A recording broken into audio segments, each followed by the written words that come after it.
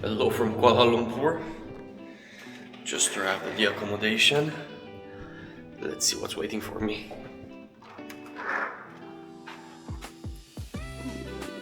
Very dark. Where's the... Well, hello there. Oh la la. This is big, man. Didn't look like this in the pictures. Yo! What? Even the bathroom, man.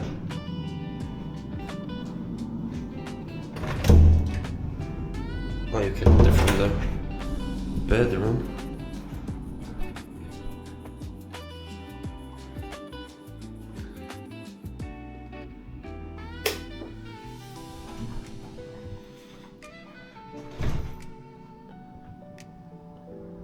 Not much going on in the bedroom, but it's spacious. Not complaining. Sofa bed. Maybe my friend is gonna want to sleep over here. Apparently I'm snoring at night. And small balcony. Look at this! Look at this, man! Yo! City looking nice. I'm gonna stay in Malaysia for a month. I'm not gonna do anything today. It's already 8 p.m. I didn't eat anything the entire day. I'm tired and I still need to work on the videos from the Philippines, which by the time this video comes out they should be done. So if you haven't watched that, don't forget to do so. So I guess I'll see you guys around. So guys, hello again from Kuala Lumpur. Today, exploration time. Yesterday I arrived quite late, I was tired, so I haven't done anything. But now is the day. Heading towards Batu Caves. Honestly, Malaysia, I'm coming in blind. I know almost nothing about it. I know it's the first Muslim country I'm visiting here in Asia, and it's also the least populous country from the ones I visited, with only 35 million people. Well, I say only, but it's still double the population of my country. But when compared with Philippines, 117 millions, Vietnam 102 or 106, and Thailand 66 millions, this is the smallest one. An interesting fact though, because of its geographical location, although it's a Muslim country, you will see high numbers of Hindus, Buddhists and Christians. So you have mosques, temples and churches all in one place. Super excited to check it out.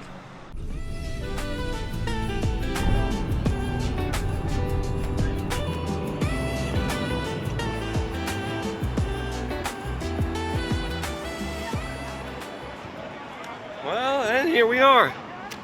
Time to start exploring. So much color already. We haven't reached the main point, right, with the 200, almost 300 stairs. But still, there's a couple of small stalls as soon as you come in, with like clothing, accessories and stuff. Not now.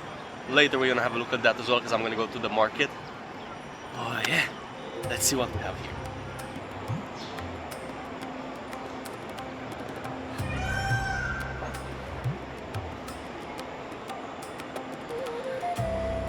This definitely looks like a Hindu type of thing, temple.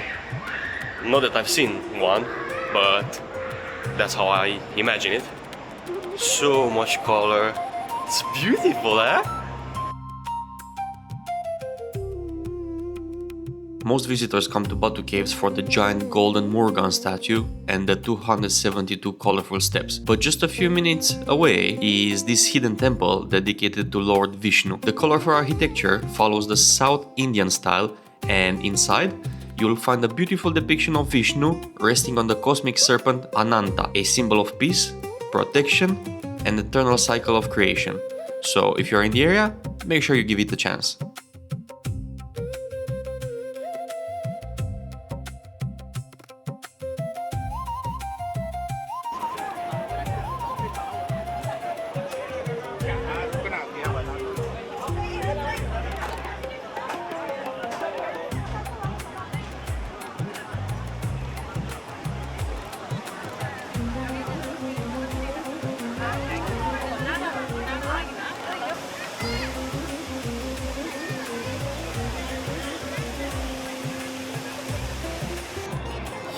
Oh, look at this, man, how beautiful it is.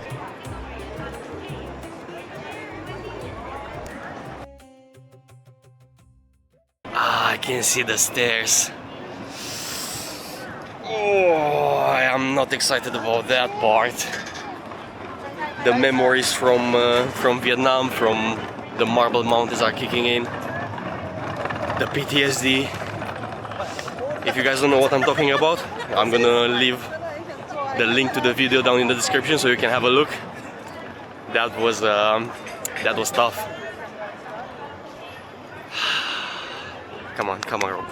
You can do it, you can do it. Standing 42.7 meters tall, this is the tallest statue in Malaysia and the second tallest statue of Lord Murugan in the world. He is the Hindu god of courage and victory and is guarding the entrance to Batu Caves. This is a proper donation pot, making sure that everybody has space.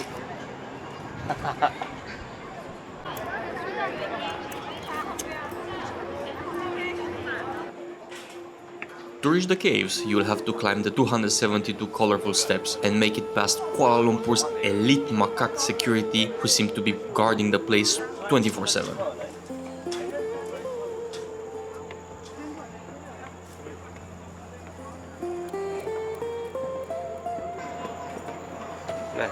We're off on a good start, eh? Not only historical landmarks, but beautiful nature as well. I love it! Look how many there are!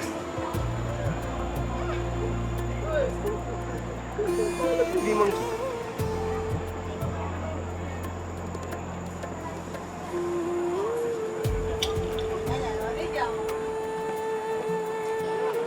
Moment of truth. Up the stairs we go. The problem is, I had a little accident on the first night when I arrived here, and I basically ripped off my toenail at the big toe, so I need to be careful on those stairs. Oh well, let's go.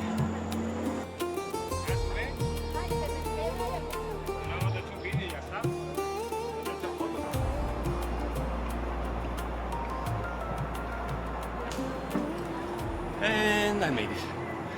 You know what? This actually wasn't bad at all. Went pretty smooth. Pretty cold on this part as well. Love it. Let's go.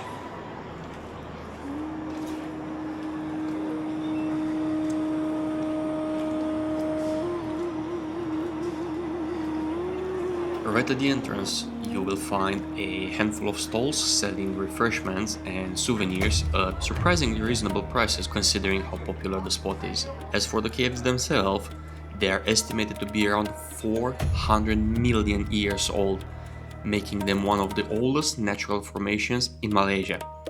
However, their spiritual significance is much more recent. In 1891, Indian trader K. Tambusami Pillai, which according to traditional legend had a dream in which the goddess Shakti asked him to build a shrine for her son Lord Murugan. When he later visited the caves, he noticed the entrance resembled Murugan's sacred spear and took it as a divine sign. Inspired by this, he dedicated the caves to Lord Murugan, turning Batu Caves into one of the most important Hindu pilgrimage sites outside India. Also, what you see today wasn't built all at once. Actually, the temple complex developed over many years, with additional shrines, stairs, and statues being added by the community and temple authorities long after Pillai's initial dedication. Even the iconic golden statue is a relatively recent addition, with the construction beginning in 2004. I'm not gonna lie, the last thing I was expecting to see in this cave was chickens. Why? Yay! stairs, my favorite.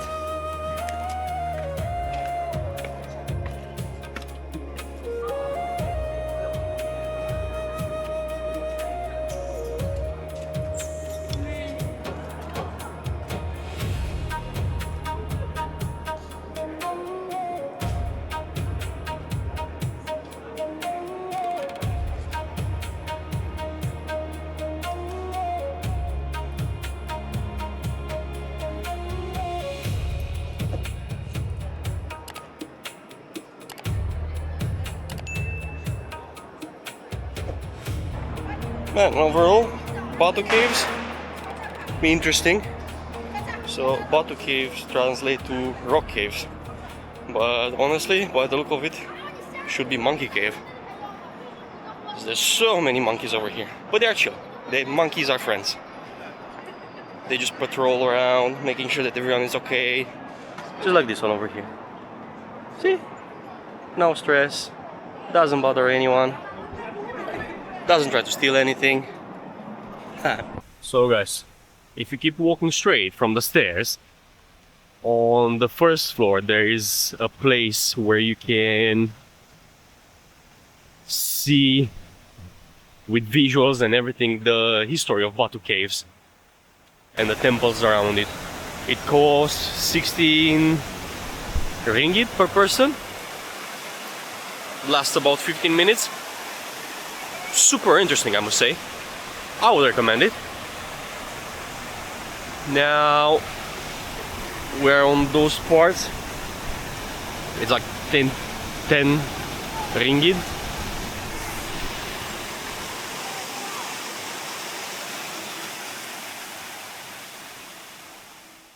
I'm now heading towards Cave Villa, which mixes Hindu mythology, colorful cave artwork, and a rather unexpected exhibition.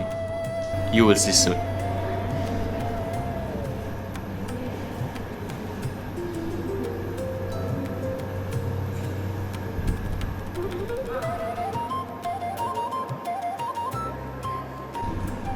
So in the cave behind me, it's full with reptiles, and inside you can actually take pictures with the snake, which of course I did. It's not exactly cheap by any means. One photo, it's 35 ringgit. So I got 2 photos, and then she sent me on WhatsApp 15 more, so the total was like 100. So that's about 18-20 pounds, something like that. Yeah, not cheap, but memories from Malaysia.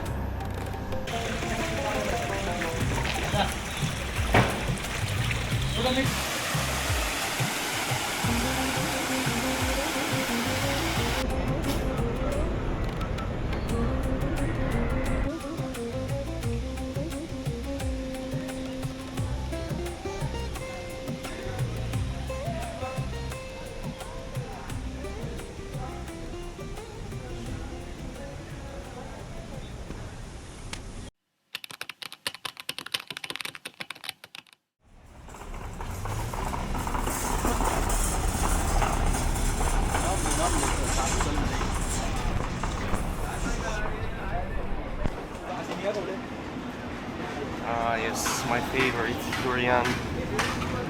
If you don't know how that went, check out the video from Thailand. I will put the link in the description. We had a bit of a misunderstanding with it. We don't like each other. Maybe I will try it again here, but maybe. Hi. White dishes, please. That's fine. Yeah.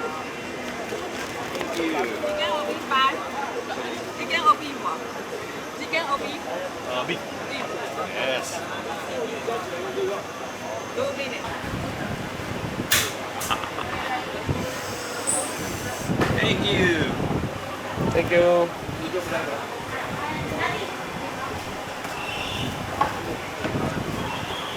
I'll wait to try the food over here. Cheers, guys.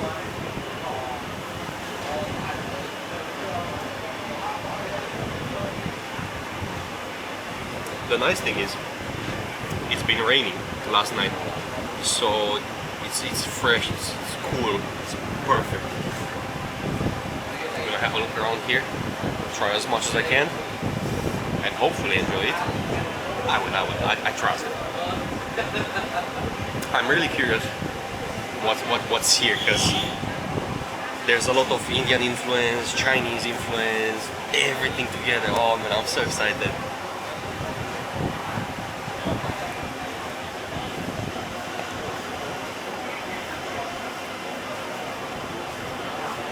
My days are... Thank you. Yeah, no worries. Yeah, so hot, man.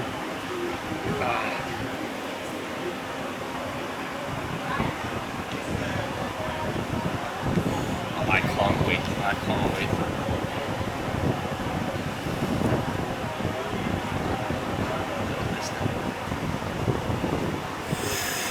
Man, I can barely hold it in my hand. That's how hot it is.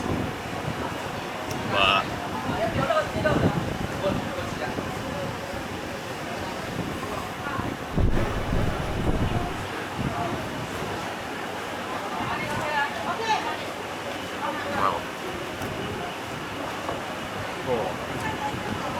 look how much meat is inside, man. Bounty, bless you, 10 out of 10.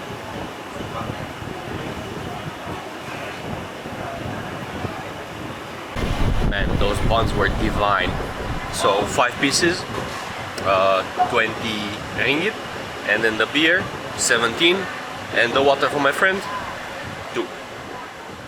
Let's go. As one of Malaysia's most famous food destinations, it really lives up to the expectations, with dozens of restaurants and street food stalls serving a huge variety of dishes.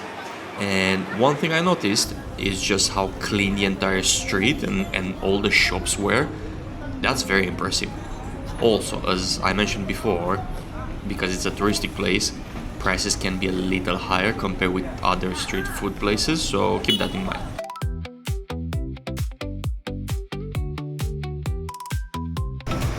Man, I'm feeling this country.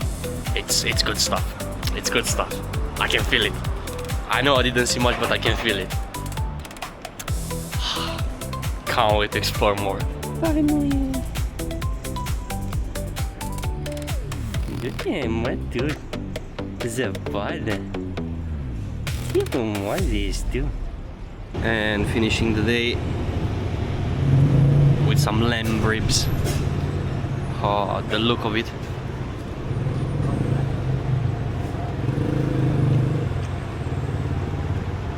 Yeah, man. So guys, we had lunch, dinner, whatever. Now we're heading on top of that building, Menara, Kuala Lumpur, to show you how beautiful the city is.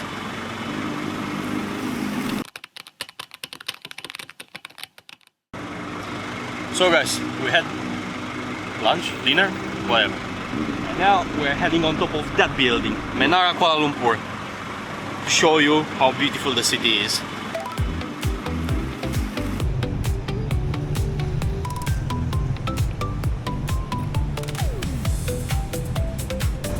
So basically it's this one, and there's also the twin towers you can get on top of.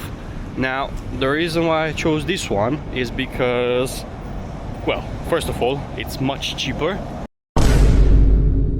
I can't remember from the top of my head, but the twin towers, the ticket is like 100 or 100 plus, whether this one starts from 20 to 80 or 20 to 100, depending what you want. I'm not exactly sure what that means. I'm gonna have a look now and I'm gonna let you know. And also it's on top of a hill, so you have a better view. As you can see, there's nothing obstructing the view, like buildings or anything. So I think it's a much better option. Let's see though, I'm curious.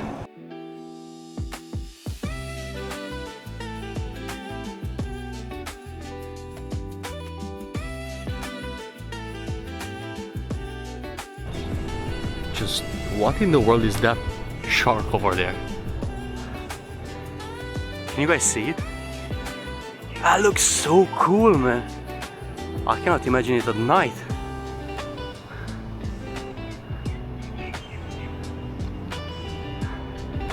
We're almost there, almost there.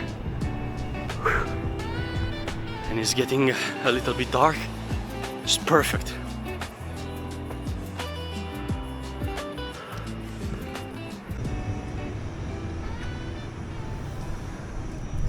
See, I told you it's on the hill. So if you come over here, ideally, book a car. Especially if you come when it's hot. Now it's not hot, but it's still humid. I'm sweating a lot. What can I do? But even now, the surroundings look so nice. I can only imagine on top. But enough. Let's go, let's go.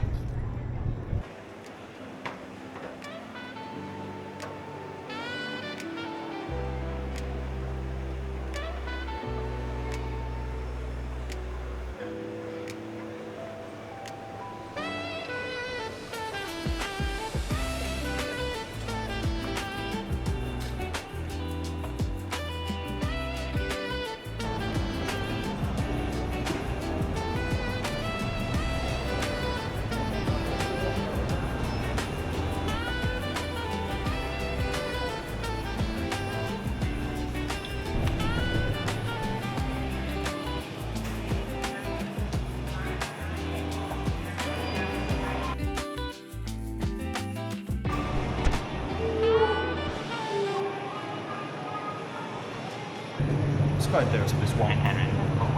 Yep. With that, the certificate for the sky terrace, the sea view. In Australia, the glass wall, but this one you pay separately if you want to rent. You need to pay up there inside the boat. Okay. For one. Thank you very much. A bit expensive, huh? Hello.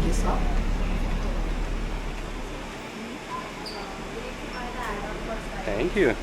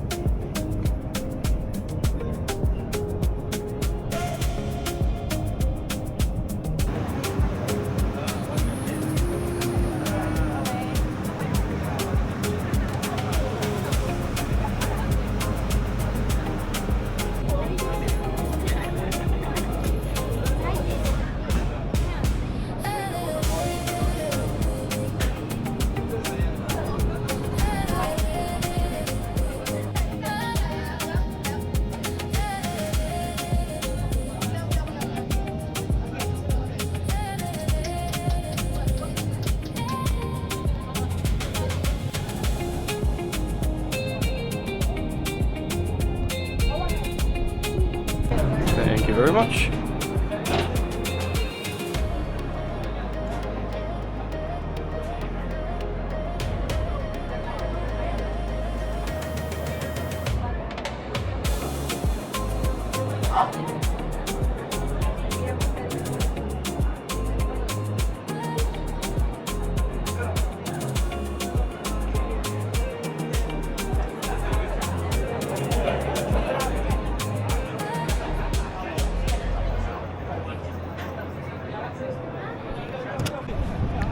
Look, that was beautiful. Is it worth the 25 pounds, 140 ringgit? I don't know, I guess it depends on you. It's a bit high, but I guess you don't do it every day, so give it a try if you are here. Also, you pay 10 extra ringgit and you get on that glass box, and you can see everything. That one is fine. 10 ringgit, that's £1.80 or something. But yeah, man, I'm really impressed with Malaysia. Really beautiful. Malaysia, good job.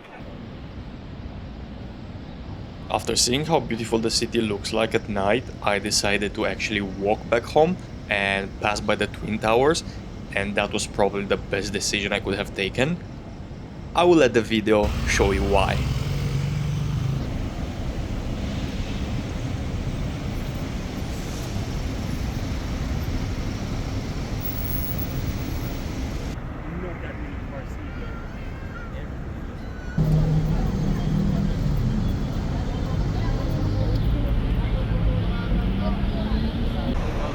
Man, I kid you not, this has to be by far the most beautiful city I've ever seen in my life.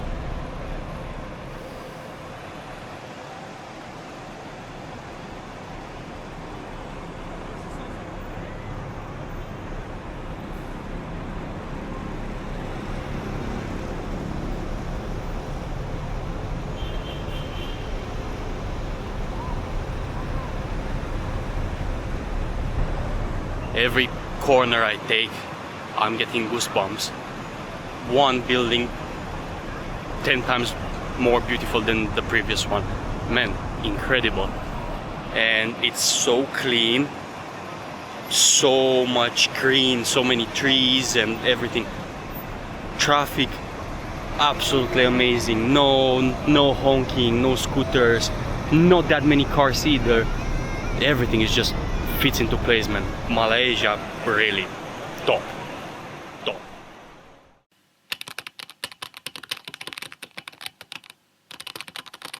So guys, now I'm at Thean Hou Temple, which is one of the biggest temples over here in Southeast Asia.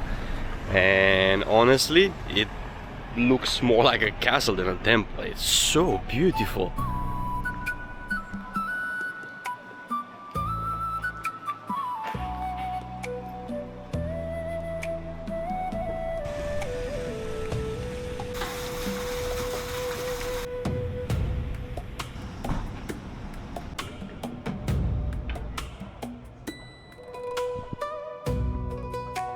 Can't wait to see the inside. Guys, correct me if I'm wrong, but I'm 99% sure that this statue represents the goddess of mercy, Guan Yin. For those of you who've been on the channel for quite some time, if you watch in Thailand, in Chiang Mai, in Chiang Rai, we saw one of the tallest statues of her. Very beautiful. If you haven't watched that video, I'm gonna leave the link down below. It was a wonderful experience. I highly recommend it.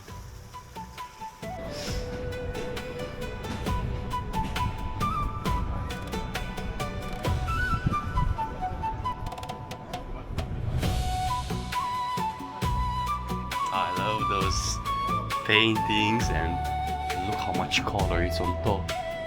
Beautiful, eh?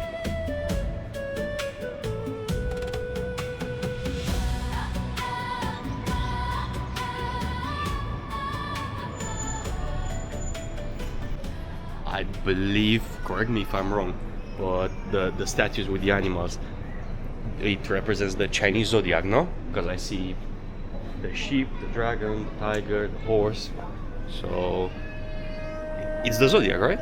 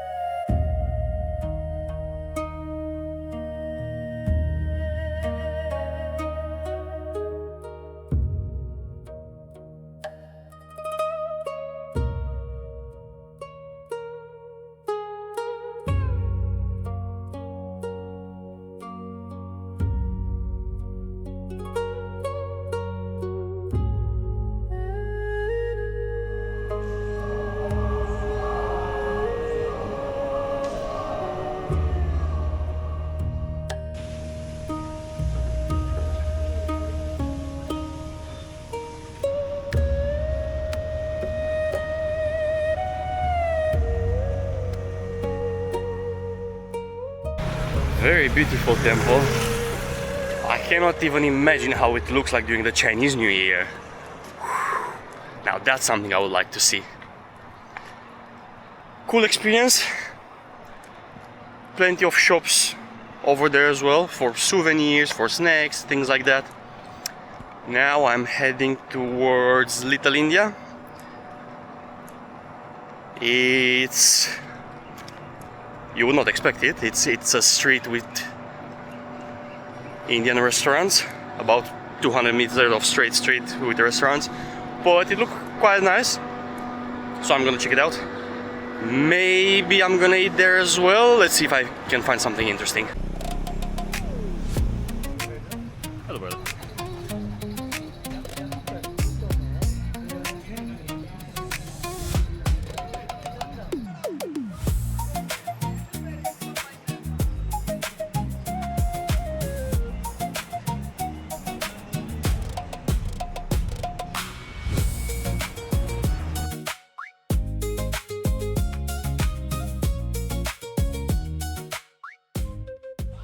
Actually pretty. Not what I was expecting. I thought it's gonna be more like you know, food stalls, market type of stuff, but no, it's proper restaurants, lots of shops with jewelries, clothes, but still very interesting.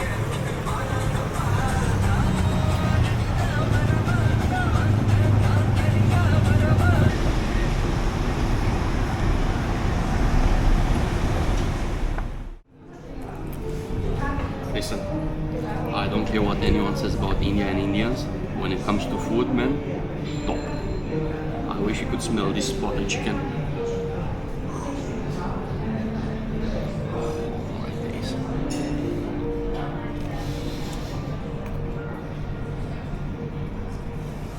Man, amazing.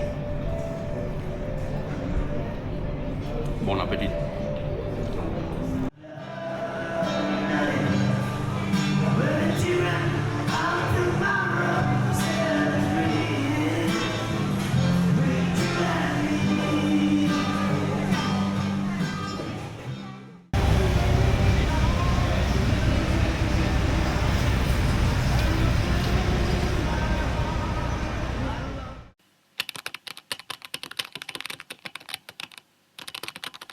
So guys, I'm now in Putrajaya.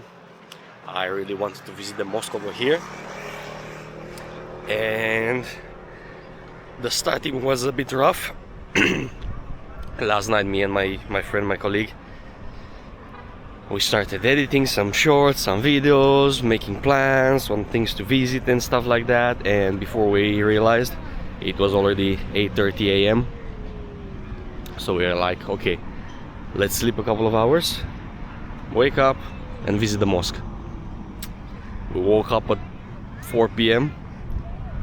so we had to rush because the mosque is about an hour away from us,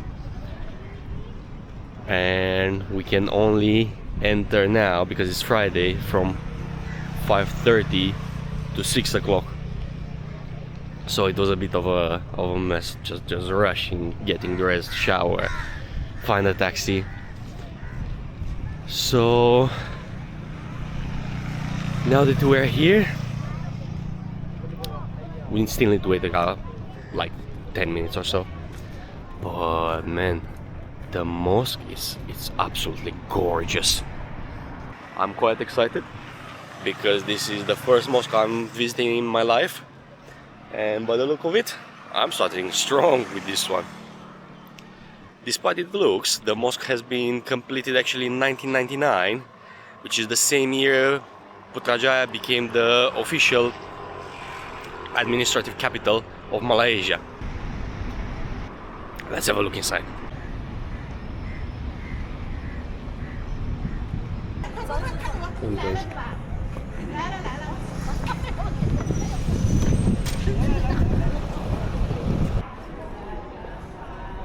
So obviously you need to cover your knees as a man, and I have my jeans, but my colleague, I'm not sure he's gonna be fine, but you can rent a free robe over here, which probably we're gonna do for him.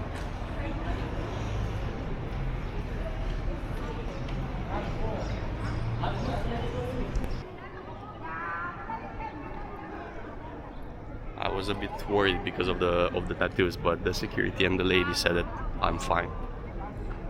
Just to keep that in mind if you have tattoos as well. Apparently you are fine. The mosque is famous for its distinctive rose pink dome overlooking Putrajaya Lake. A couple of things to keep in mind. Women are required to fully cover their hair when inside, although you will notice some of them overlooking that aspect in order to take pictures. And for non-Muslims, they cannot enter through the main entrance, they have to enter from the side.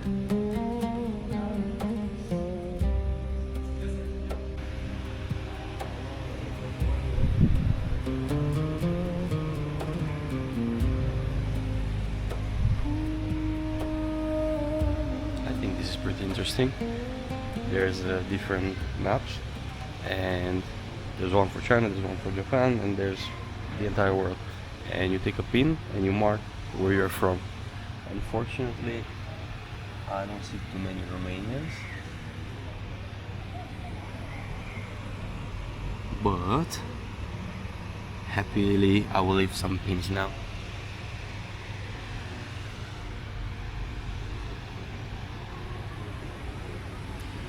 That's a lot of Japanese, huh?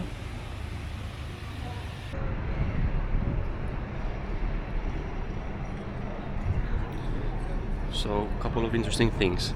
First, this mosque alone can accommodate up to 15,000 people, worshippers.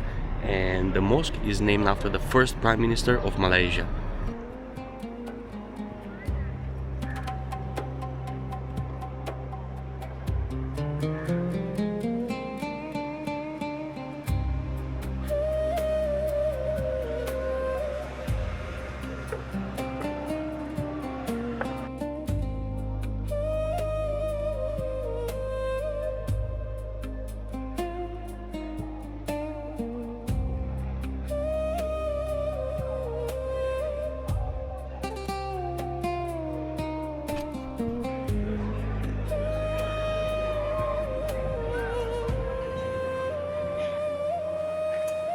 Honestly, I'm really impressed with what...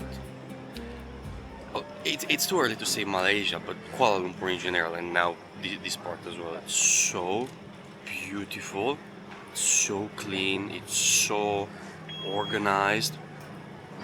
I'm shocked, honestly.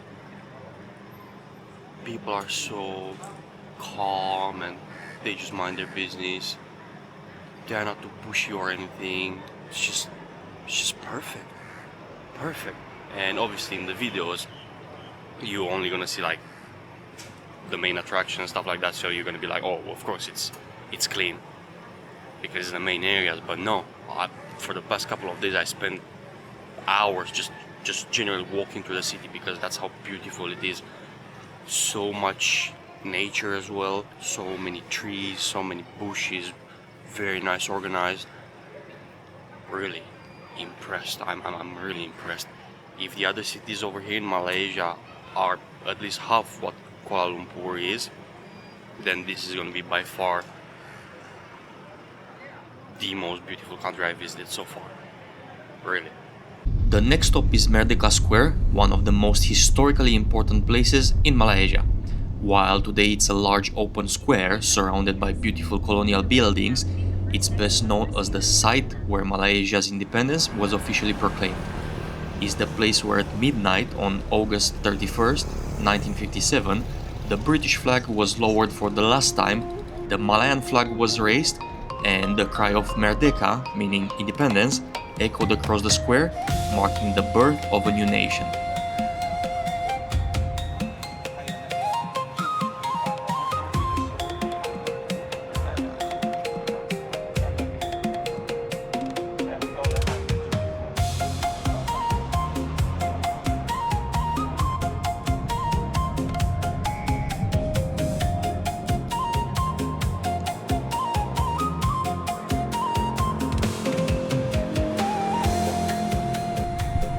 People over here taking pictures on TikTok lives and stuff like that.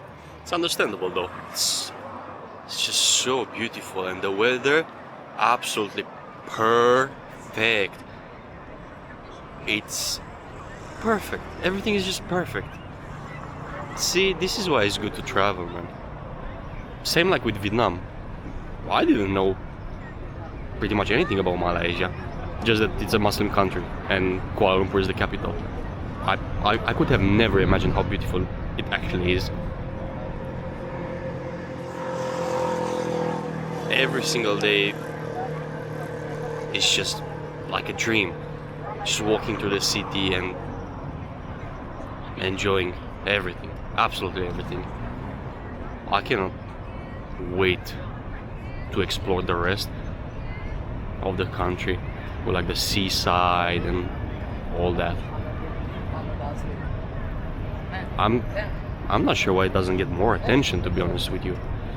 It is a little bit pricier compared with other countries over here in Southeast Asia, but it's not that bad.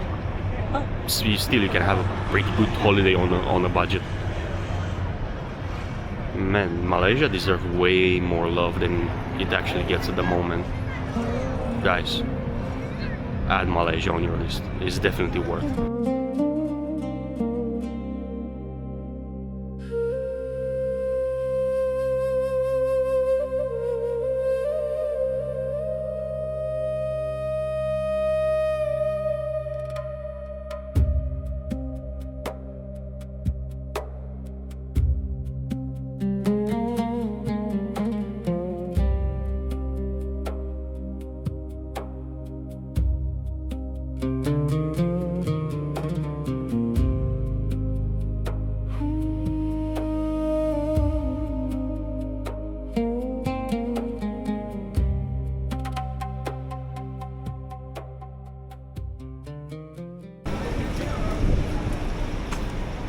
And the last stop over here in Kuala Lumpur, the Sri Mahamariamman Temple.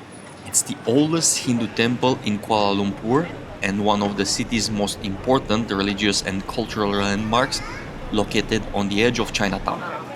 The temple's most striking feature is its 22-meter colorful entrance tower.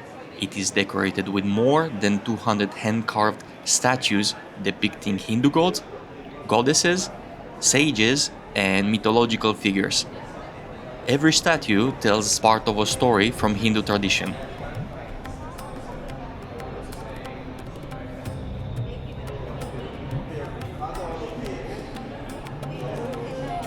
The temple was originally established by Tamil immigrants who came to British Malaya during the 19th century. Over the years, it became an important spiritual and community center for Kuala Lumpur's Hindu population. The temple is dedicated to Mariamman, the Hindu goddess of rain, health, fertility, and protection.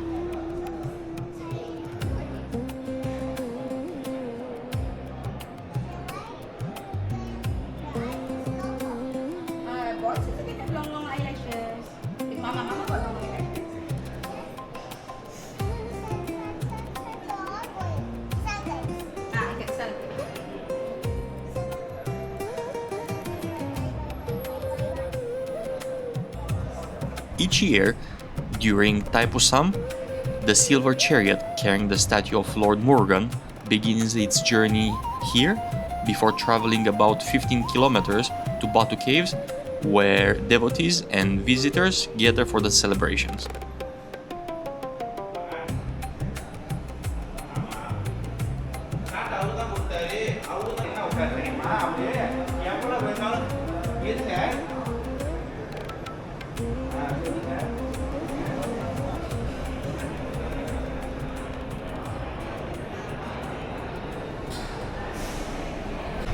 And this marks the end of my adventure over here in Kuala Lumpur. After this I need to prepare the luggage because I'm changing the city. It's a surprise which one.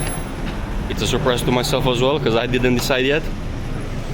I will see you guys there. Thank you very much for watching. Don't forget to like and subscribe, and I'll see you to the next one. Guys, welcome to one of the most famous squares over here in Melaka.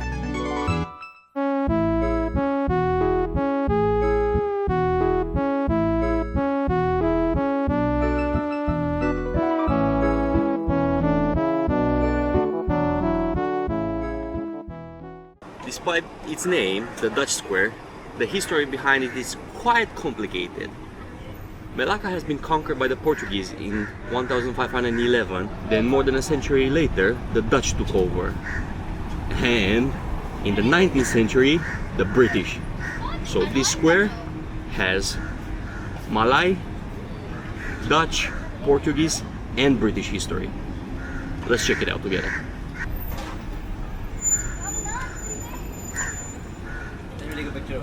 Take it together? Oh, sure. Stand up. With the piece.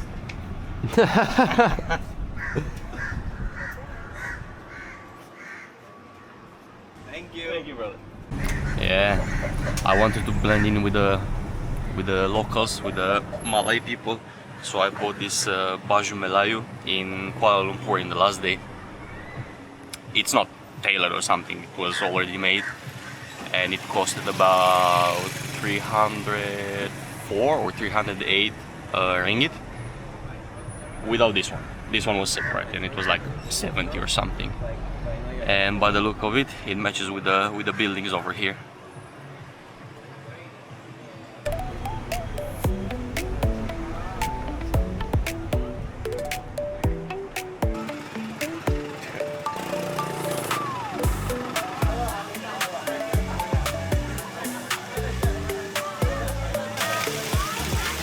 I don't know why, but the color of those buildings kind of reminds me of Morocco.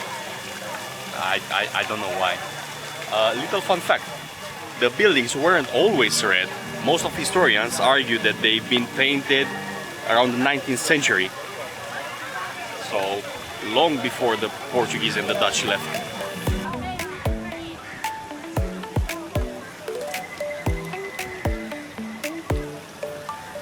I think I found the equivalent of tuk-tuks over here in Malaysia. Those rishkasos, I guess you could... No, not rishkasos. Whatever, bicycles. They look kinda nice, eh? I'm curious if they have the same prices like the tuk-tuks in Thailand. Because if they do, then maybe we're gonna check them out later.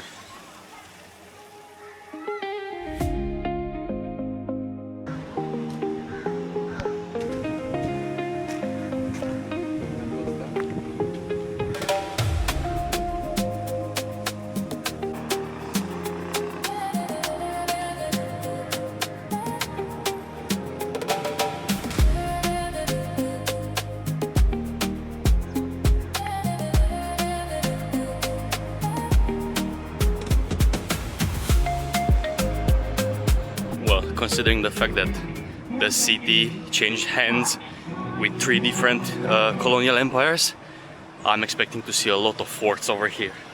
Also, Melaka was one of the most important trading hubs in the region because all the ships going to India and China were passing to the Strait of Malacca. So that's why everyone was fighting for it. Even today, it's one of the busiest shipping lanes on Earth, with roughly a quarter of global maritime trade passing through the Strait of Malacca. As I keep exploring the city, I come across this vintage railway carriage and one of the Royal Malaysian Air Force's earliest transport aircraft, acquired in 1962. Together, they serve as a reminder that this city's history doesn't end with the colonial period. This is Bukit Melaka, and this used to be the Sultan's palace before the Portuguese came and conquered it and turned it into a church. Now, all the colonial empire used this hill as a strong military stronghold because it offers a 360-degree view of the entire city plus the Strait of Malacca. The church you see today was originally built by the Portuguese, but when the Dutch took over, they repurposed it for Protestant worship and eventually gave it the name St. Paul's Church. For several months in 1553, the body of St. Francis Xavier, one of the most influential Christian missionaries in Asia, was kept inside this church before being taken to Goa in India, where it remains until today.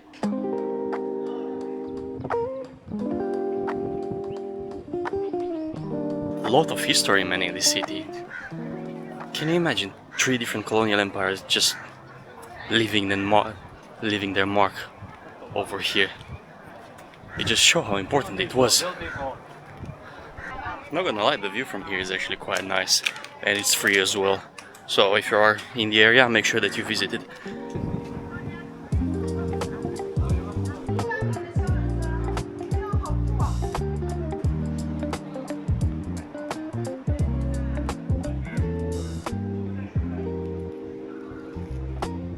So guys, the ship behind me, it's actually a museum. It's a replica of a Portuguese warship which sank while carrying the loot the Portuguese took after taking over the city.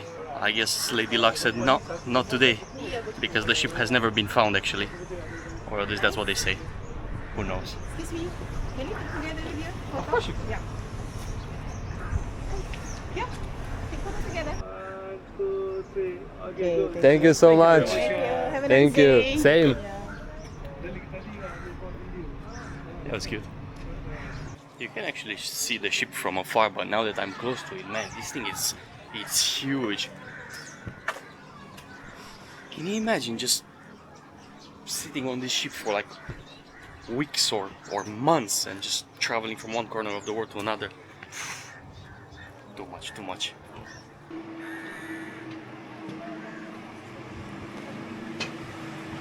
Oh, there's actually AC in here. Oh, so good. You know, as much as I love this costume, it's kind of hot. And all my days, the wood on the ship in the middle, when you have to take your shoes off, it burns. But yeah, man, pretty cool. Can you imagine all the sailors and everyone just cramped on this ship? That was not easy job, huh? Can't say that I envy them. At the time, ships like this were the backbone of Portugal's global empire, connecting Europe with Africa, India and Southeast Asia. Fun fact, some estimates suggest that the lost treasure could still be worth hundreds of millions of dollars today. So, if you feel lucky, good luck diving. The fact that the Portuguese loaded so much wealth onto a single ship says everything about how valuable the city became after its conquest. Inside, you will find exhibitions on centuries of maritime trade, navigation, and the ships that made Melaka one of Asia's greatest ports.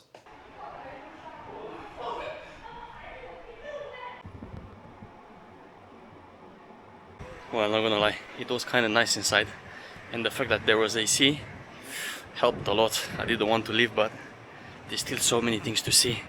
I have to. Come on, Merc, let's go. So as soon as you enter, there's two guys taking pictures of you, and then when you go out, if you want, you can get a picture. It looks like this,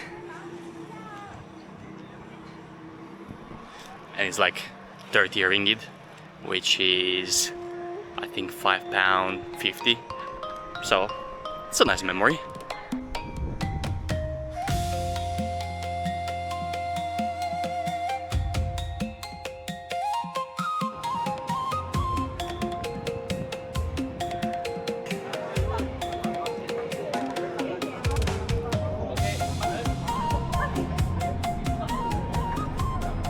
So guys, this is a famosa, which in Portuguese means the famous. And although it doesn't look like much, this building represents over 500 years of colonialism. It has been built by the Portuguese in 1511, as soon as they took over the city. It was part of a massive fortress, which has been unfortunately demolished by the British in the 19th century. It really reminds you that there's always a bigger fish in the sea, eh? I'm really curious how it looked back in the day, because this was protecting one of the wealthiest and busiest ports over here in the area, so definitely it was no joke.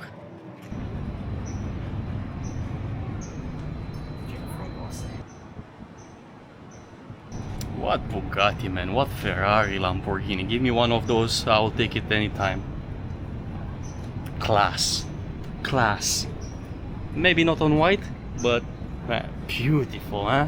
This is Melaka Sultanate Palace Museum, which unfortunately I didn't get to visit, but for 20 ringgit, I believe that's how much the entrance is, sure, give it a try. I really need some food and a cold drink. I'm gonna have a look around here.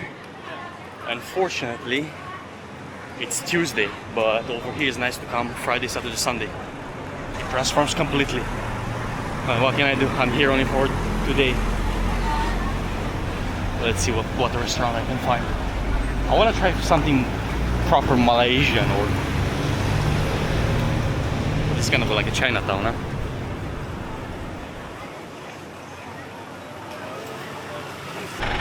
The smell of durian is killing me, man. I just cannot escape it since Thailand. I'm gonna give it another try at some point, but not today, not today. Apparently, the durian over here tastes different compared with the one in Thailand. That's why I kind of want to give it another try. I don't have high expectations, but I might as well since I'm here.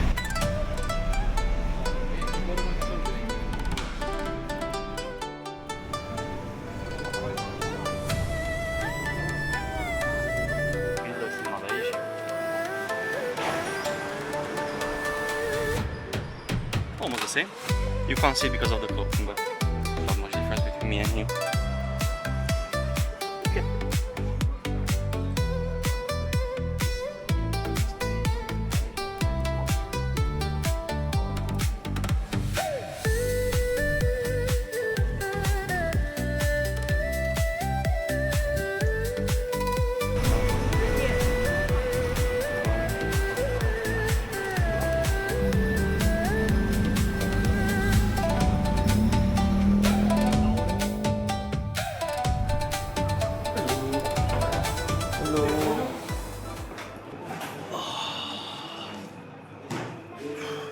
Nice.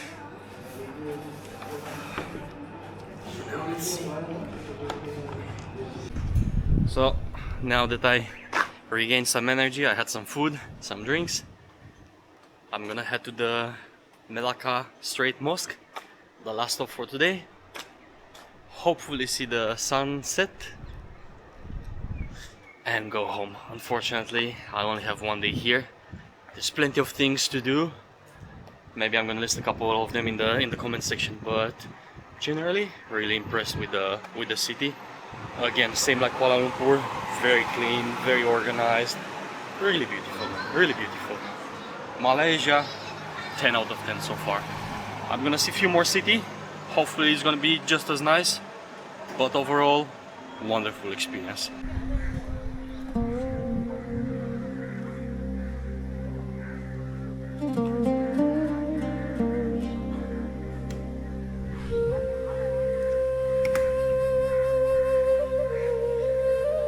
So guys, I arrived at the mosque and I'm already impressed.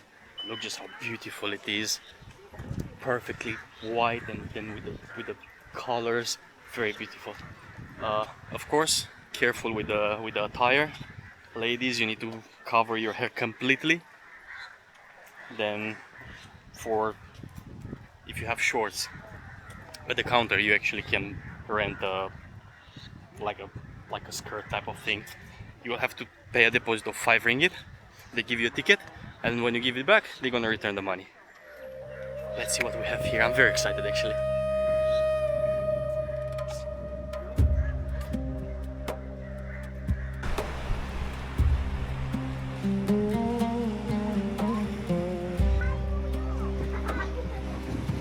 So a little fun fact, the mosque is also known as the floating mosque because it's on this platform, as you can see, and then when the water rises, it gives the impression that it's actually floating. It's best to come over here during the sunset. You can take some absolutely amazing pictures. And the architecture, as you can see, it's a blend of Malay with Middle Eastern architecture. Let's see inside. Despite being one of Malaysia's most iconic landmarks, the mosque only opened in 2006. Wow! You would think it's older than that, right? Also, something that I found out later is the fact that the tower which you see outside doesn't just call worshippers to pray. It also serves as a lighthouse for ships navigating the strait. So how beautiful is that? Inside, the mosque guides your mind and soul, And from outside, the light from the mosque is guiding the sailors. Allah sentiasa menjagamu. I hope I got that right.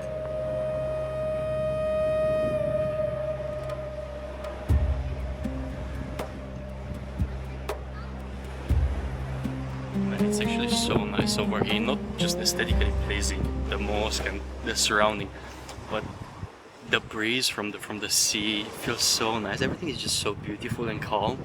I love it. I love it. And I think I like it a bit more than the one that I've seen in Kuala Lumpur. Like, don't get me wrong, that one was absolutely amazing. The sheer size and the color of the mosque. But I don't know. This one has something. What about you? Which one do you prefer? I prefer this one. I prefer this one. Very beautiful.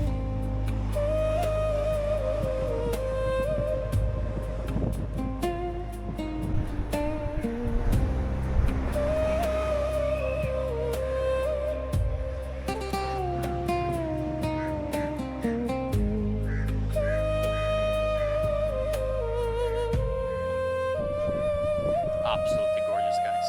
If you are in Malaysia, Kuala Lumpur, make sure at least one day you come over here. It's only an hour, say 2 hours by bus. Definitely worth. This place alone, amazing.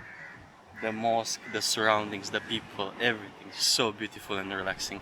I'm so happy right now that I came, because initially I was supposed to go straight up in the northern part, but I was like, okay, it's close by, let's just take a bus quickly, and definitely worth it.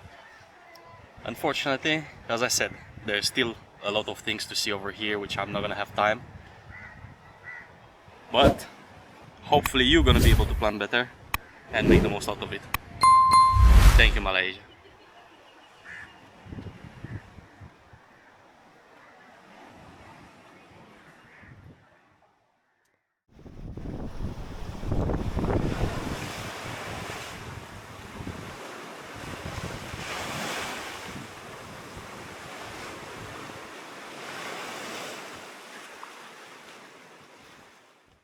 Good morning, everyone, and hello from Ipoh.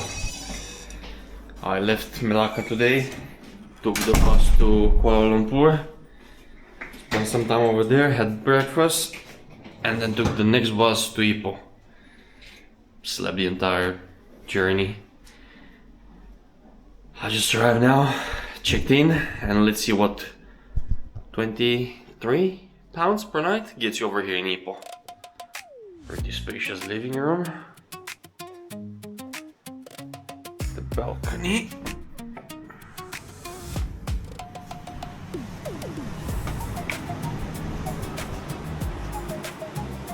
Okay, not bad.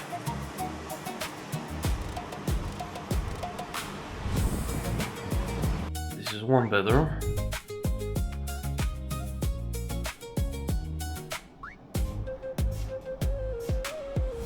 Second bedroom.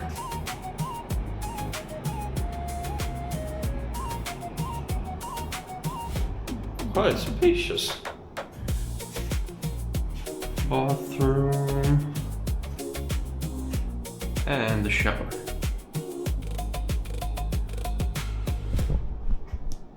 Not bad, eh? I would say. I'm too tired now, so probably today is gonna be just sleeping. But tomorrow, I can't wait to see what the city has to offer. I will see you. Since I came over here, man, there were storms every single day. Today it looks like the weather finally decided to give me a chance. So I'm gonna go exploring a little bit, starting with the southern part of the city where there are some temples. And while I was looking around, I saw that unfortunately a lot of the main attractions over here are closed for refurbishment. What can I do? I'm gonna make do with whatever I have. Let's check them out.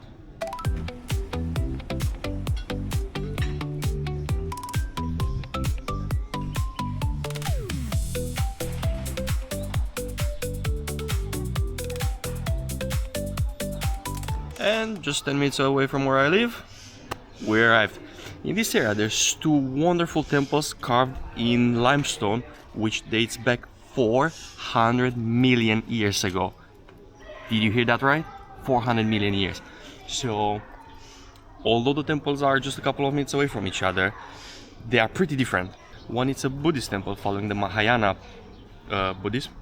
The other one is a Taoist temple filled with wonderful, colorful statues and gods from Chinese mythology. Let's check them out. The Mahayana Buddhism is one of the major branches of Buddhism. It's particularly associated with East Asian Buddhist traditions, which fits the temple's Chinese heritage. So this temple, it's Sam Poh Tong. I hope I'm at least close to the actual pronunciation. So in around 1890, a Chinese monk discovered a cave in the mountains over here and used it for meditation. And since then, it became one of the biggest attractions over here in Ipoh.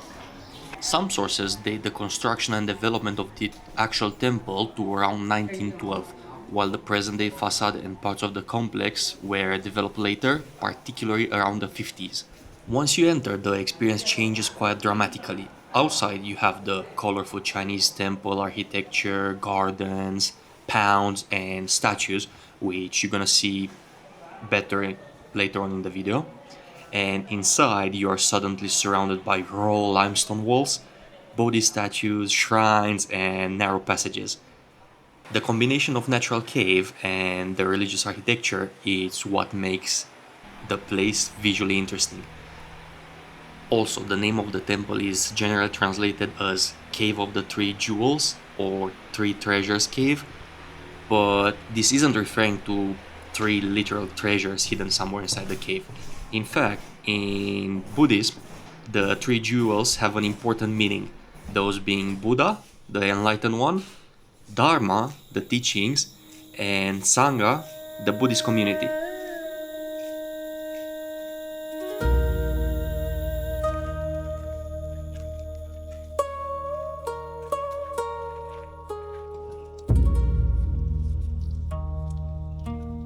They're pretty shy. They don't want to be in front of the camera.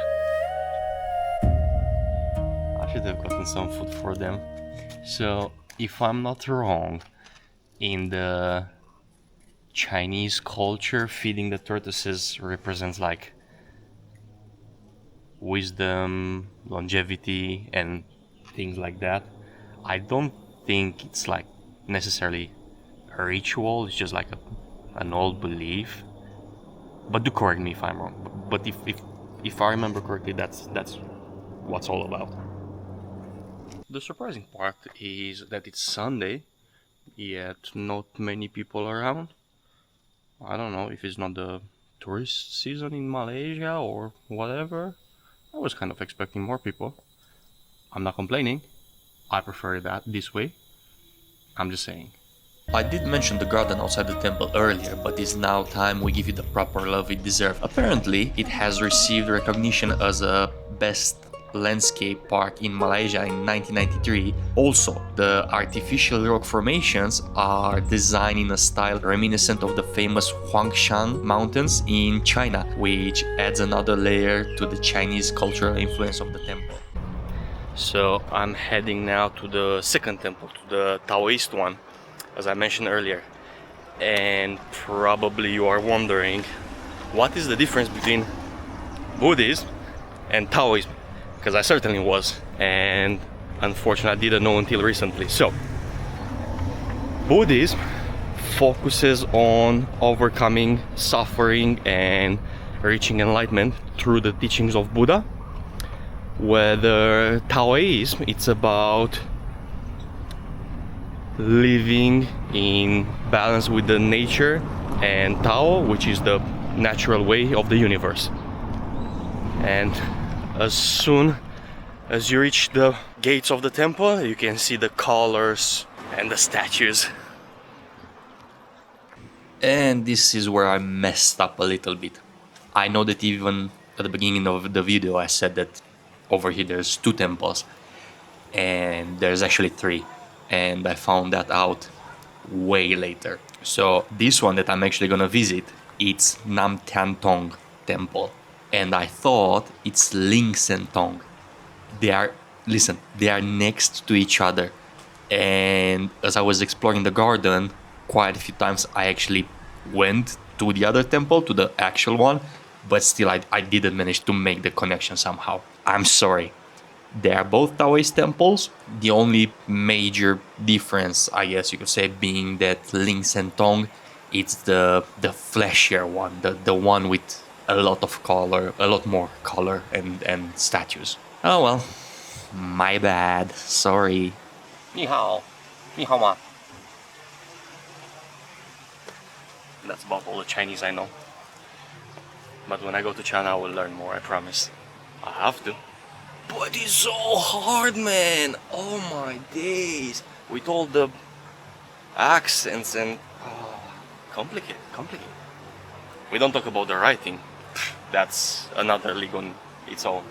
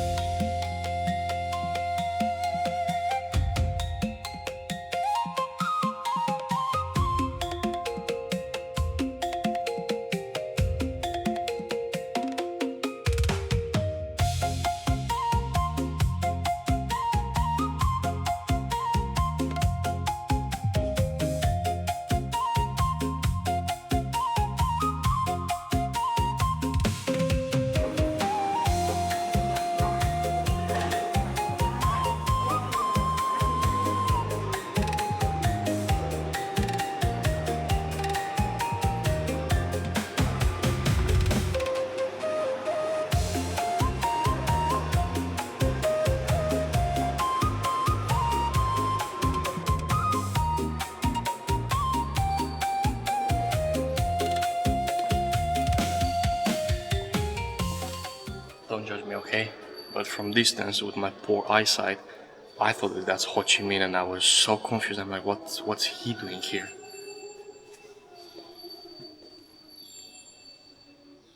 Since I entered into the cave, I saw and wanted to try this fortune stick ritual. And although there were instructions in English as well, I was still not sure how am I supposed to do it. So when I saw this gentleman, I was trying to observe him, but his wife noticed me and she was kind enough to ask if I would like to try, as she would guide me through every step. So of course I went through with it. I was super excited. You are supposed to close your eyes and shake this wooden container until a single stick falls out. And by the way, you have to shake it pretty hard. It's not as easy as it looks. Once you get the stick, you take the 2 pieces of wood from the table, make your prayer or ask your question, and then throw them onto the ground. Depending on how they land, you either get the sign you are looking for, or apparently you try again. If you get the right combination, you can move on to the next step, which is this book. It's unfortunately in Chinese, so most of us won't be able to decipher it, but the uncle was kind enough to translate for me. It's quite good. Means quite good. Yeah? Quite good. They say it's still okay. Hopefully can get a wife soon. Oh, hopefully. So about work? Your work, you can slowly get promoted. Get promoted. Don't Get salary raise. like rush. Okay. Keep patient. So relaxing, man, with the mountains and everything. It kind of reminds me of my city. I'm getting nostalgic now. What can I do? The world is so big, it has to be explored, no? So many things to see and not that much time or money. Jokes aside, right? See how... Yeah, I'm so privileged that I get to experience things like these, like the encounter earlier, right, with the auntie and uncle, the Chinese couple. So random and so nice. There's so many nice people, man, around the world, so many, but we tend to focus on the negative things, and because those are the ones that usually stuck in mind. But it's not like that. It's not like that. You need to be positive. And if someone is rude or mean to you, just ignore it. Think of it this way. Imagine what a miserable life that person must have. Don't have negative feelings towards them. Just let them be. Pray for them. Let's love each other.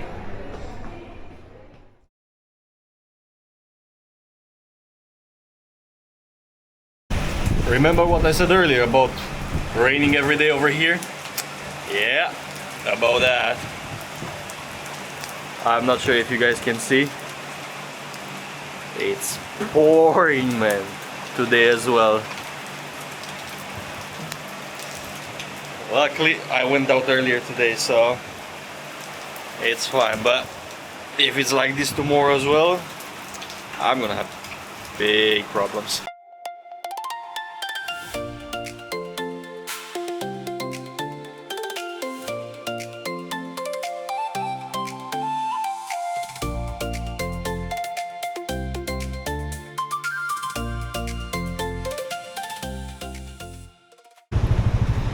It's 2 p.m. here in Ipoh, and I decided to go for a walk through the town, see how things are, because today Mr. Sun decided to have mercy on me.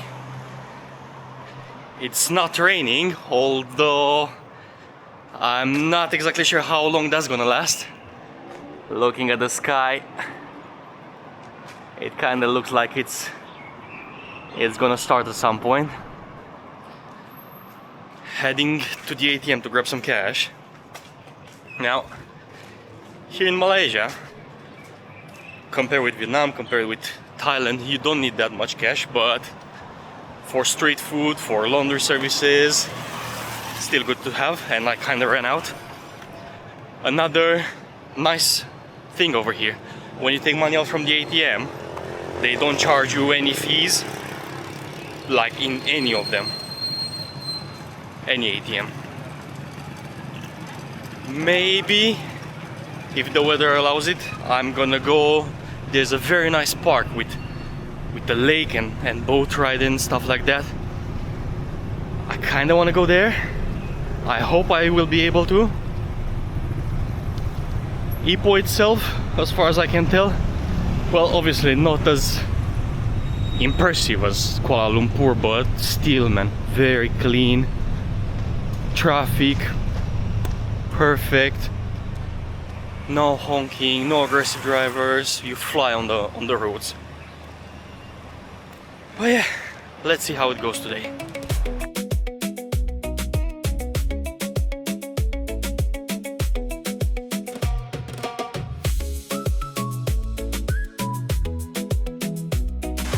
I was looking at the waterfall, and don't get me wrong, it's super beautiful, but I was like, where is the water coming from? It has to be artificial, right? And yes, indeed it is. So the park, well, this used to be like a tin mining area, and we need to take the boat ride actually to reach the main parts of the park. So let's check that out.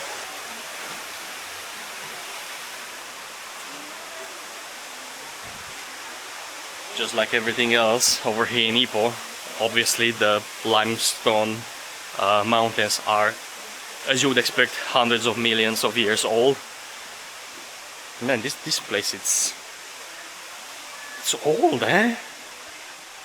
But it's so nice. I don't know, Ipoh, perfect. I can really say that over here I relaxed. So it's like 3 ringgit per person.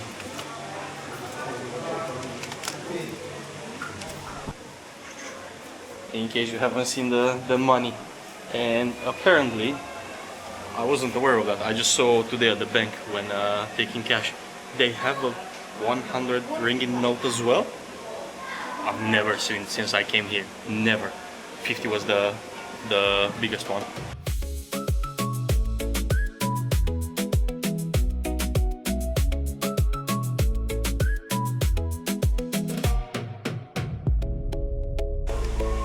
Yeah, as I was saying, over here in Ipoh I can actually say that I had a good time and I relaxed.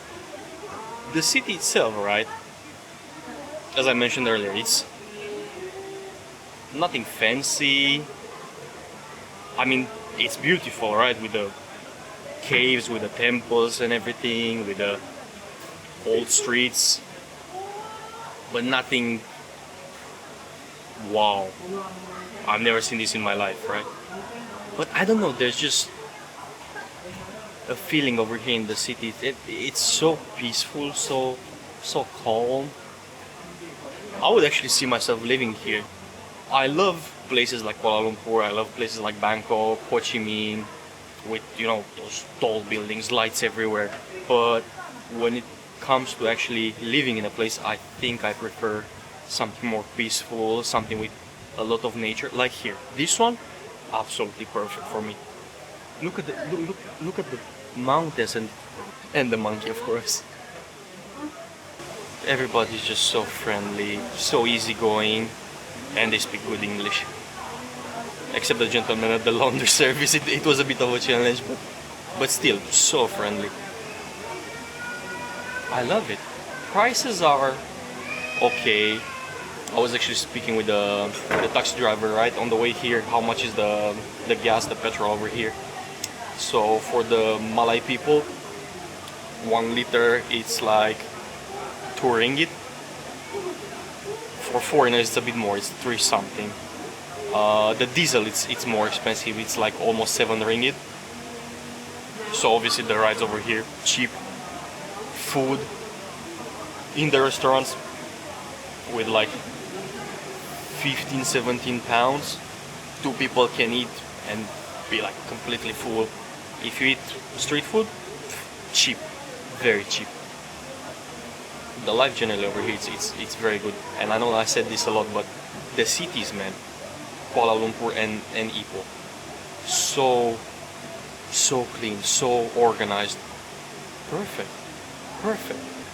I will definitely come back, definitely, because there's so much to see. Unfortunately now it's rainy season, so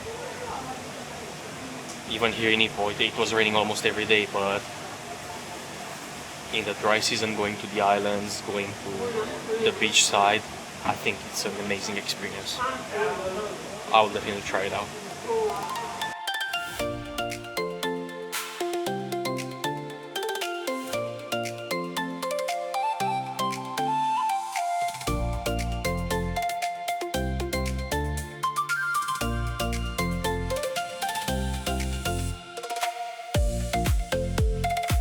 I'm just trying to figure out what's happening over here. I see golf carts, I see lots of pathways.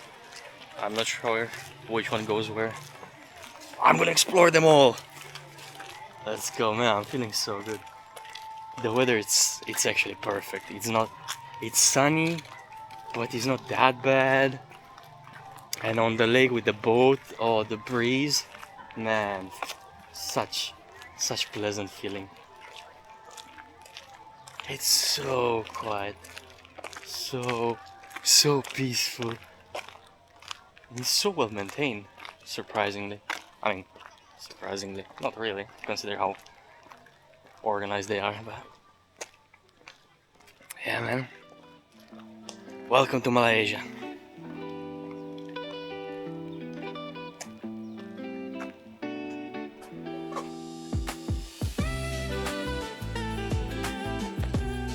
Ladies and gentlemen, welcome to Tower of Ipoh, one of the oldest constructions in the entire world, from where the Sultan was supervising his kingdom. I'm making stuff up, by the way. I'm just in a good mood. Don't take my word for it, yeah?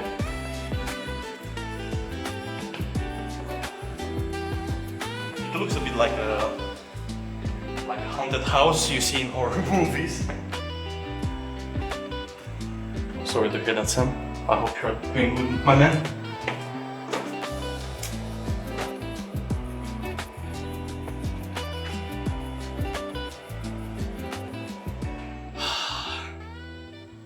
Imagine if they had like small wooden houses on this island where you can actually spend the night. You know, something small with a barbecue. That Amazing. See? Business idea. Probably they don't do it because they want to maintain the nature and all that stuff. Maybe, I don't know. And maybe I'm gonna be lucky and there's not gonna be rain today.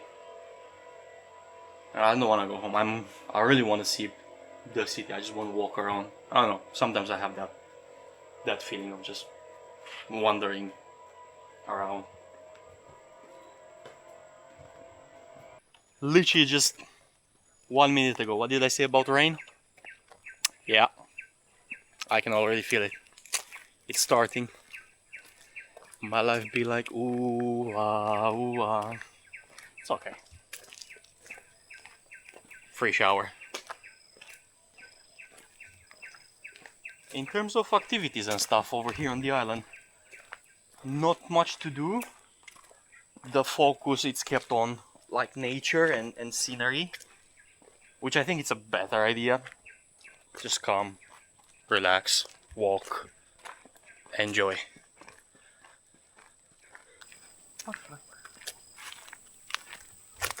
Man, this place is actually huge, eh? I have no clue where I walked. I just see a house. Yeah, maybe not. The grass is kind of tall over there. You never know what's gonna come. It's kind of creepy. It's nice, but kind of creepy at the same time. Because there's nobody around. There's literally just nature. Me, my friend, and some questionable noises from unknown creatures. I'm joking. It's fun. It's fun. I'm actually having a lot of fun right now. Until a Malay tiger is gonna come from out of nowhere.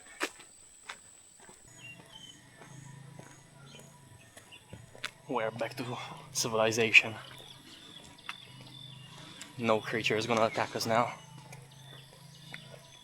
By the way, what are those? They kind of remind me of the Japanese torii gates. Kind of. In my mind. I don't know. But what are they?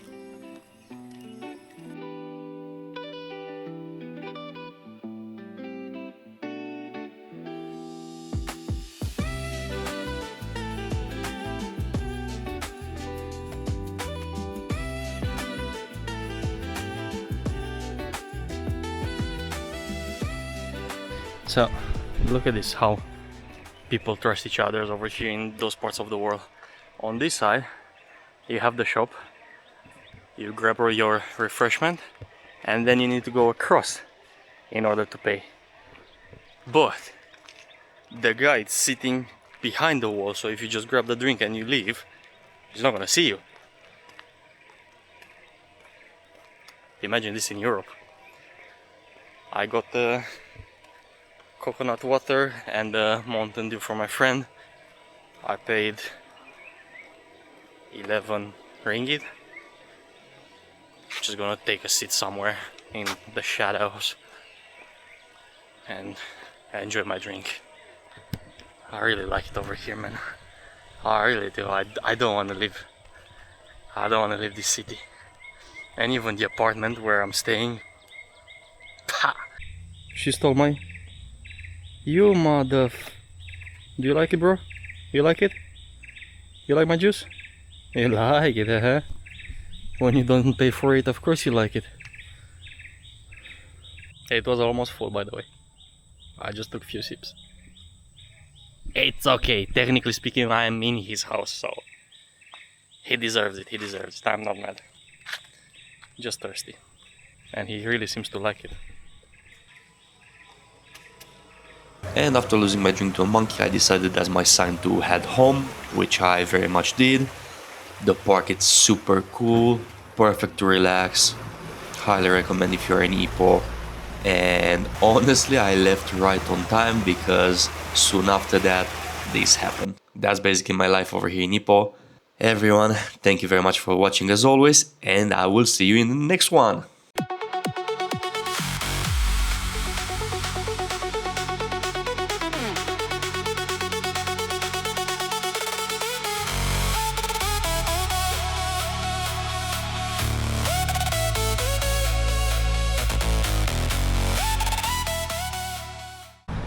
Good morning everyone. Today it's a special day.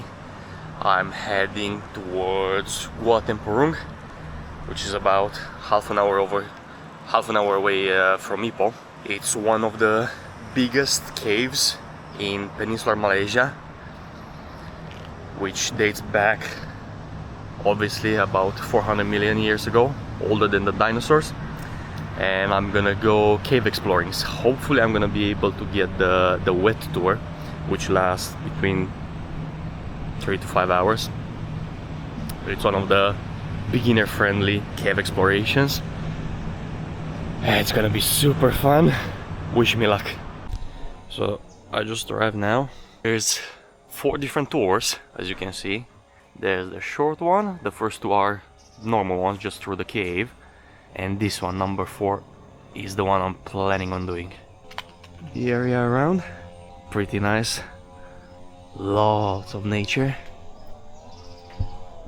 Lots of flies as well. Let's see, let's get to the tickets. Okay, so for the wet tour, you need to come with a group. I think it's minimum 5 people. Since I'm alone, I was lucky because another group booked for today, so I'm just gonna join them. I paid 10 ringgit for the headlamp, and I'm gonna get the helmet as well. The bag, I'm gonna drop it when we get into the cave. And there's a couple of small shops over here with water and stuff. You can grab a water and have it with you inside. Now, before coming here, I spent quite a bit of time researching what to expect, and surprisingly, there were a few important things that almost nobody mentioned. So if you're planning to do this tour, here's what you should know. First of all, if you plan on recording and taking lots of photos of good quality, it might be a good idea to bring your own headlamp. Yes, you can rent one at the ticket office. However, I found the light it produces to be kinda weak. Secondly, make sure your transportation back is guaranteed. Getting here it's easy, but leaving can be surprisingly difficult if you don't have your own vehicle or someone arranged to pick you up. And trust me, you will see exactly what I mean towards the end of this video. And finally, bring more water than you think you will need. The tour is physically demanding, and despite being underground, it gets surprisingly hot inside the cave. I bought a bottle of water before starting, but after about an hour, I actually had to ration it because I was running low. Depending on your group space and group size, this adventure can easily last 4 hours or even longer, so staying hydrated is essential.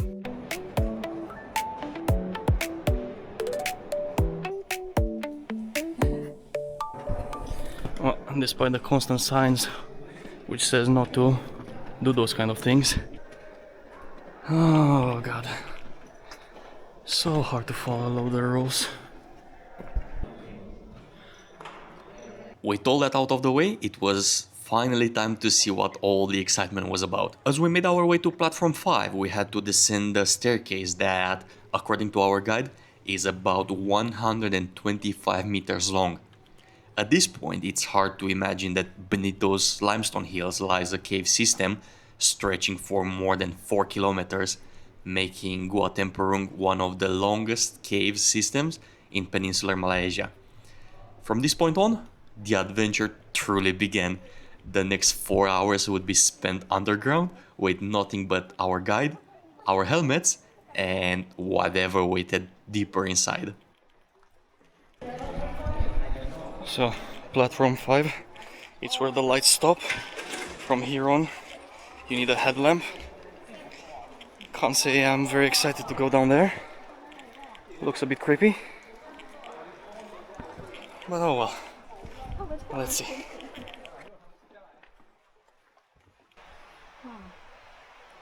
So this is where you from, sir? Romania. Romania. Okay, we had one more from Romania. This explain for his what the message means. It's very hard to explain. Saya tak boleh. Let me guess. Do not go past this point. You're gonna be in trouble. No. This is written in 1959. Study lagi sekarang. So the middle is the year 1959, June 16. And then on the right and the left is a poem. No, it's not. This on the right is this That quickly turned into a bit of a debate. Some thought it was a poem, others had a different interpretation. They weren't sure if you read it left to right or right to left. And given my knowledge of the Chinese language, I decided it was best to stay quietly in the corner and let the experts figure it out. To be honest, I'm still curious. If anyone watching can read Chinese, do let me know in the comments what it actually says.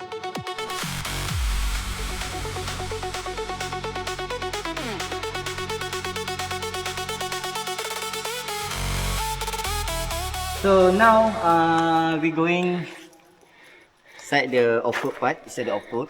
So for the off-road, you must to alert for the around you, for the insects. Okay, inside the cave we have the spider, scorpion and centipedes. For the river we have the snake. Yes, for the snake we have the 10 plus species.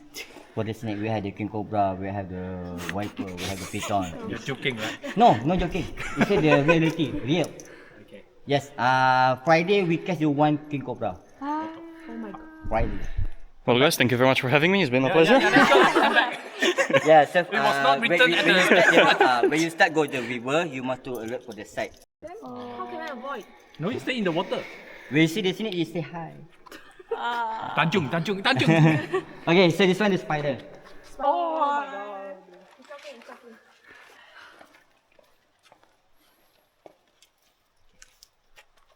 Oh. So the spider. For the spider, this one the mixed scorpion. No, the 100% spider. Poison? 50% spider, 50% the scorpion. Oh, The mixed scorpion. mixed scorpion. This one no poison. No. This one not the poisonous.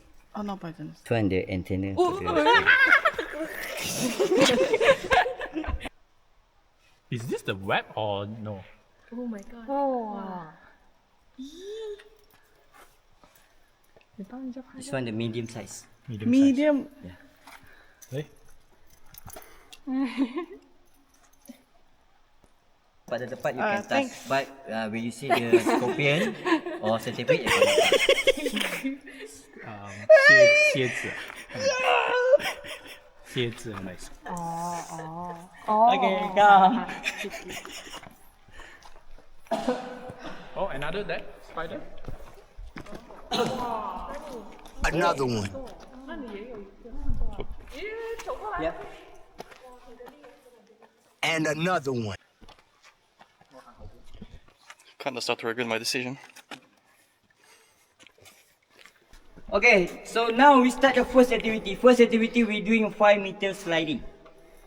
For the sliding, for the Gua Tempurung sliding, it's the rock sliding. Very scary, eh? No scary. This one very best, very funny. Oh my god. I hate Okay, for the sliding, what I want to do in your sliding, for the first you must to sit. The straight you need down here like this, and then keep close you need like this. Huh? For the foot, you must to up your foot, straight your foot like this, and then use your hand for the brake, for the stopper. So for the hand, you must to stay your hands like here, and then you slide slowly like here. Scary. It's very scary. Okay, what happened that down there, please don't open your lid like this. Close like this. Okay.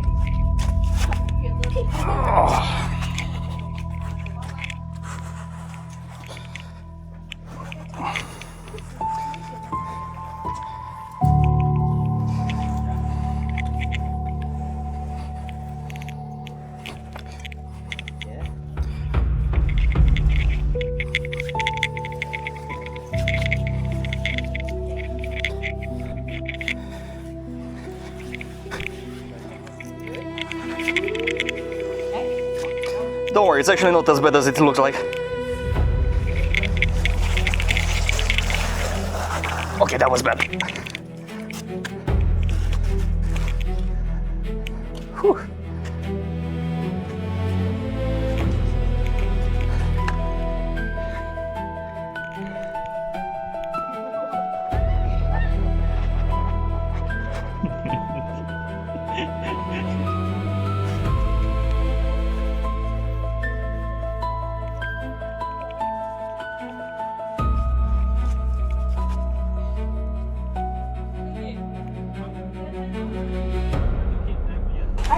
can pass through?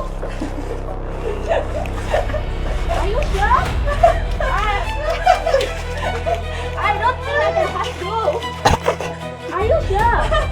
No, I'm not sure. How? No?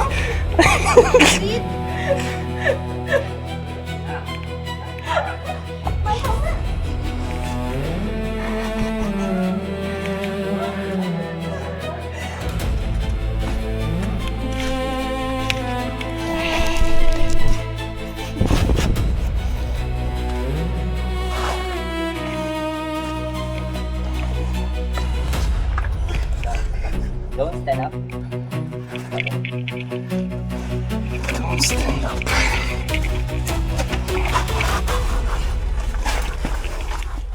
Fuck.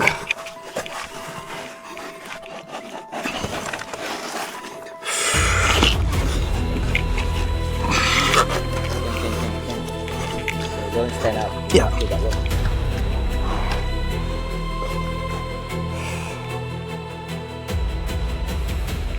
Okay, good. As if the spiders and scorpions and snakes from earlier weren't enough, now I had to deal with this. Thankfully, it was over, but boy, this was only the beginning. I was not ready for what's to come.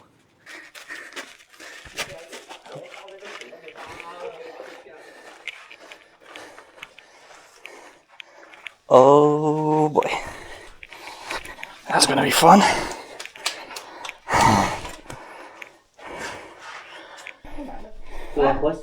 One difference. Robert, go. With the head or with the legs first? Your head first. Head first. Can Oh shit.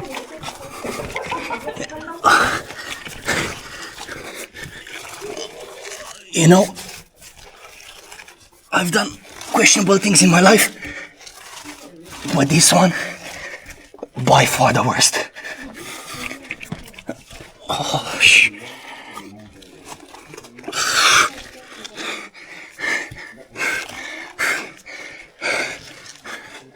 Don't panic.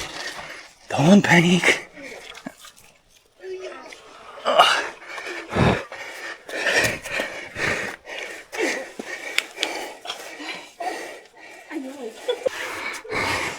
Are you guys having fun? As I stood there watching everyone else crawl through, a memory I spent years trying to forget suddenly resurfaced. When I was a kid, my mom had the brilliant idea of introducing me to horror movies, and there was one in particular that has lived rent-free in my head for the last 17 or 18 years. It was about 3 guys and 3 girls who decided to explore a cave, just like us. They got trapped underground, just like us, and then some creatures started hunting them down. If you've seen the movie The Descent, you'll understand exactly why this was probably the worst possible moment for that memory to come back. Yeah, thanks, Mom. Fun. So much fun. So much fun that I'll never do it again.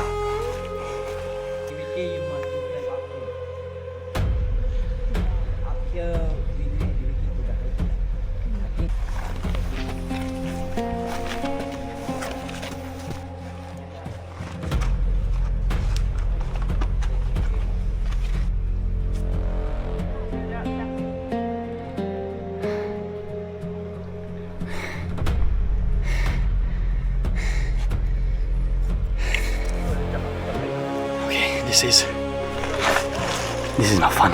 Not fun? I don't like climbing. Drag me through the mud and stuff, but climbing, not my thing.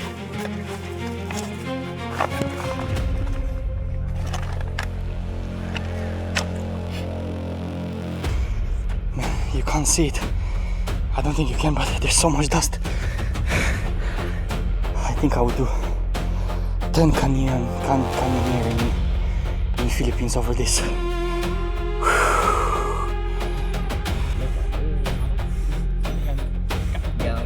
yang famous Kampar. Kampar. Kan sangat jauh kan? Sini Kampar lebih dalam 20 km. Balik tu dah. Hello.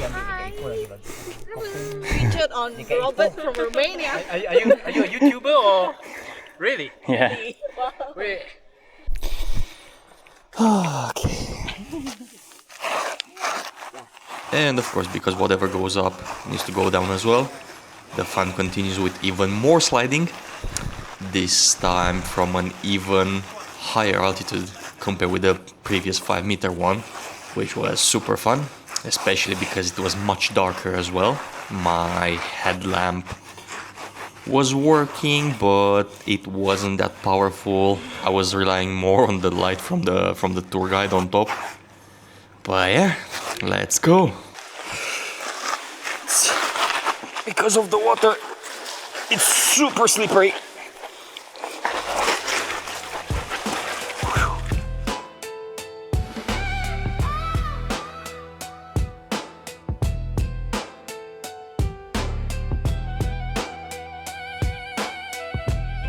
There's no other way.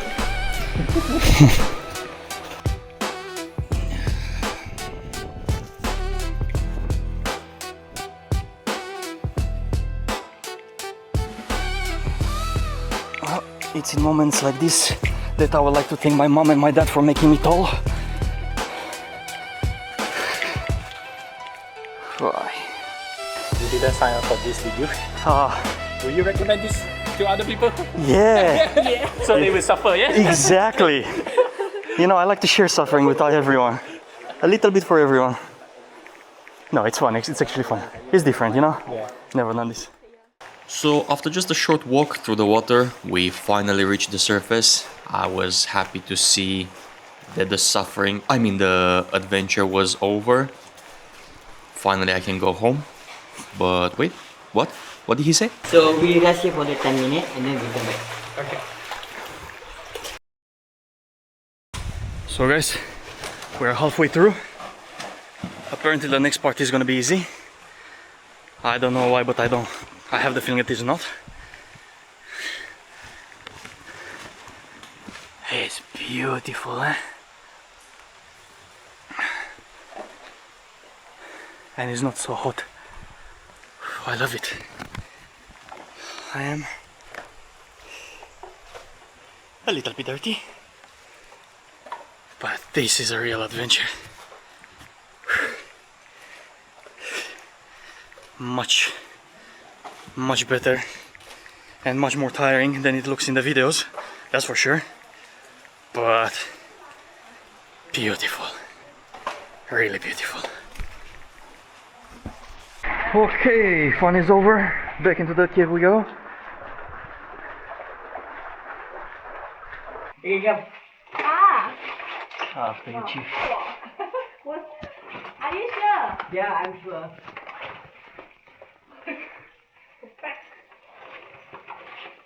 Wow,你個 bag 得唔得喎？幾大鐘先？你掟過去啦。要啊，我拿給他。Mom.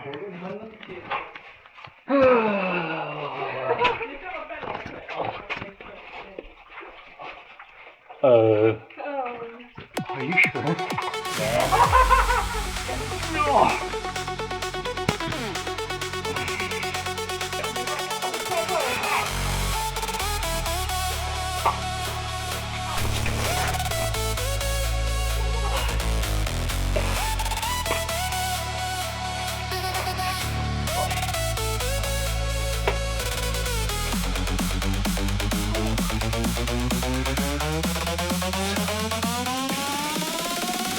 I wish my cameraman was here. He would have so much fun.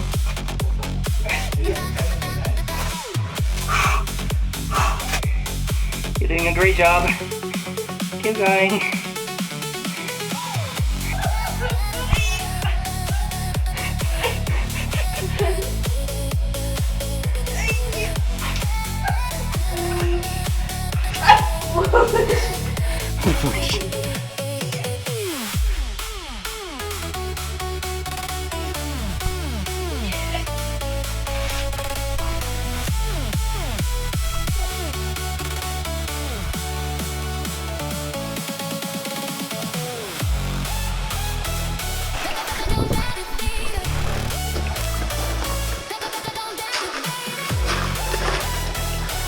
have mercy.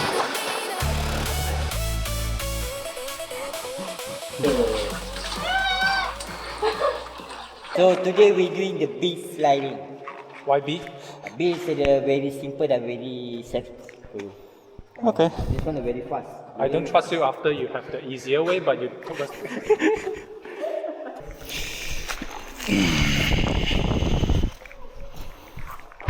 And this is the last slide, the 9-meter one, according to the guide.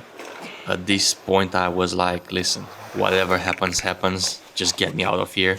So I went first. It was pretty cool though. Also, because I was the first person to go down, the guide asked me if I can assist the other people, which was kind of fun as well.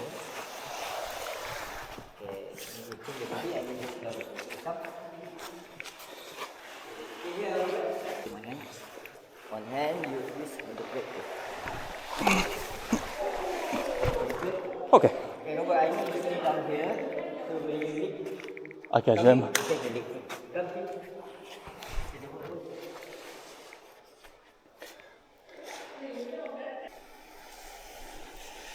69. I got you. Okay, I need to Okay. Whoa. That's Is it fun? I know, right? It's more steep than I expected. To be honest, I thought this was gonna be worse, but it's actually kind of fun.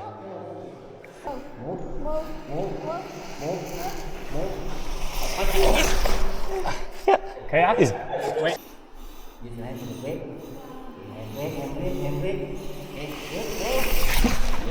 yeah. Get set, go! No worry. We got you.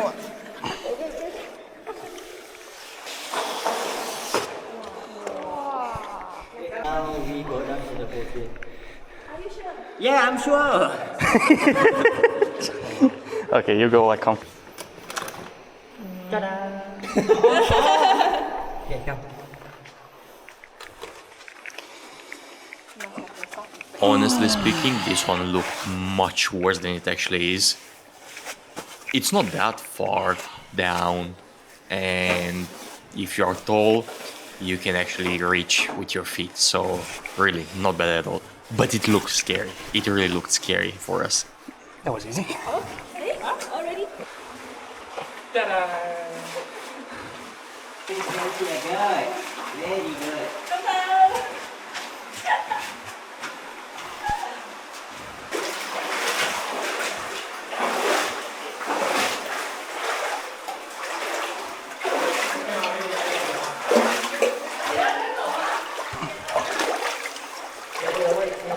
Yeah.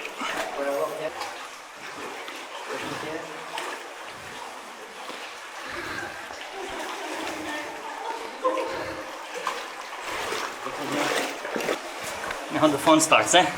Okay, here you want to swim. Up to you, up to you. If you want to crawl, you crawl. If you want to swim, up to you.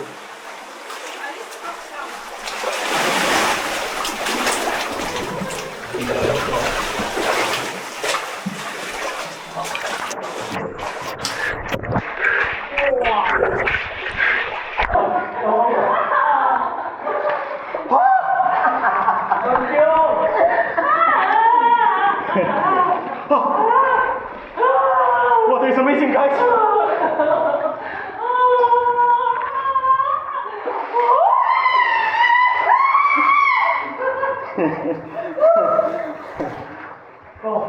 Next victim. You don't need to scratch me already. 100%. It's very cold.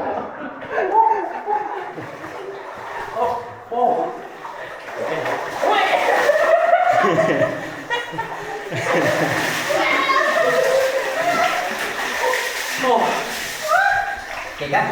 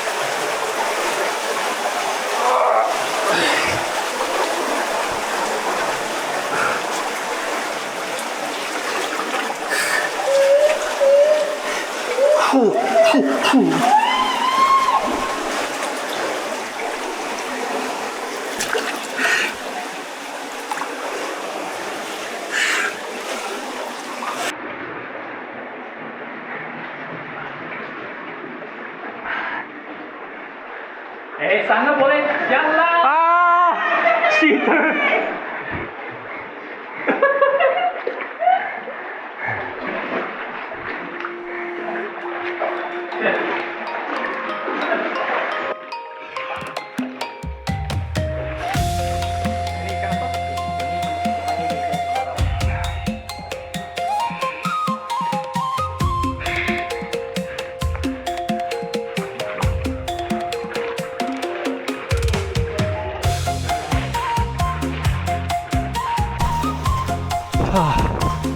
Victory. Well, hello there, Mr. Sun. I didn't miss you this much even when I was in London.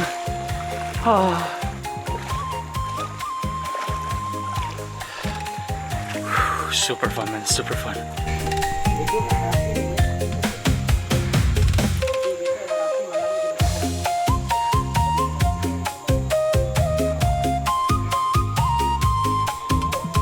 Guys, thank you very much for having me in your group. It's been super fun. And wishing you all the best. Thank you. Thank you. Good luck with the next tour, because I'm not coming on that one. So guys, the adventure comes to an end. I just went for a shower because they have showers over here. I had sand and stones in parts of the body I didn't even know I have. I'm now sitting with my friend. I don't know if you can see him. Do you wanna say something? Say meow? Do you wanna say meow? Will I do something like this again? Probably never, but still, if you are in Ipoh, highly recommend. Now, I was lucky because you need a minimum of 5 people for the wet tour for tier 4, and luckily the guys that you saw earlier, they accepted me in their group. Super friendly, absolutely love them, bless them, wishing them all the best. Now, I just realized that I messed up because, look, being such a popular touristic attraction, right? I thought that I'm gonna find taxis over here, or at least I'm gonna be able to get the grab. Nope. So what I have to do, I just texted my cameraman. He's coming from Ipoh with the taxi and picking me up, and then we're gonna go back to Ipoh, which is gonna be 210 ringgit. From mistakes we learn. But yeah, what can I do? Just gonna chill around. He's gonna be here in about half an hour, so I'm just gonna grab some juice and wait. Not much to do. Guys, thank you very much for watching, and I'll see you in the next one. Say bye. Bye bye.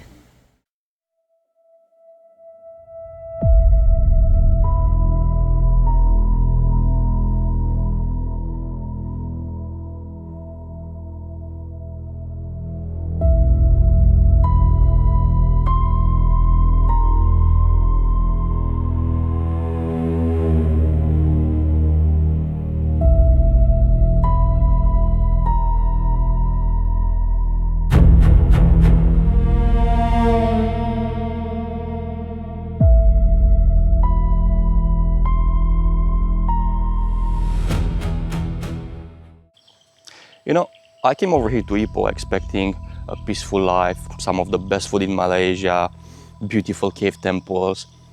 However, to my surprise, what I found over here actually shocked me. You see, just around 30 minutes away from the quiet city lies one of the biggest controversies in Malaysia. This quiet little village was once the home of more than 2,000 people, but now most of it lays in ruin. Why? Well, because of the tin mining industry, which collapsed, you might be thinking, and you would be partially right. But the story is a bit more complex than that. You see, children played here. People call this place home. But only a couple kilometers away from here, something happened which would change their life forever. A story involving radioactive waste, protest, court battles, and a community that refuses to stay silent. Today, I am visiting Papan's heritage village to get a better understanding of the events.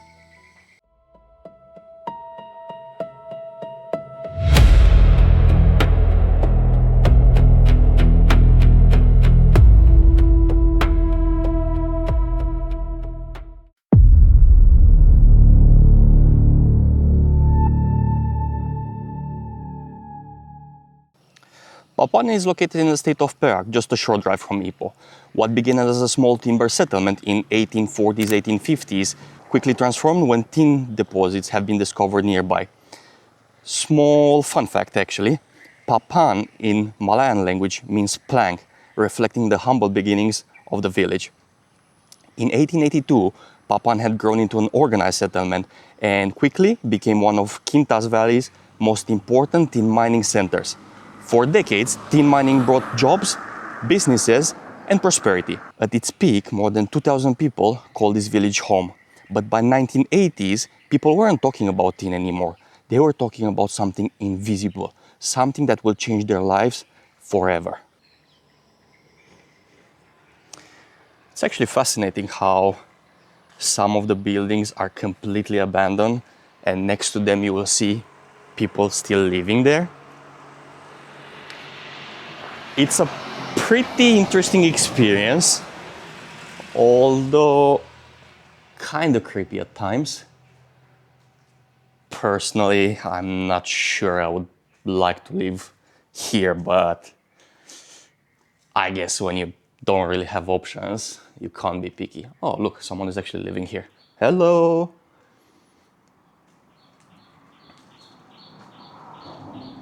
Oh, wow. Hopefully that's gonna last at least until I'm getting out of here.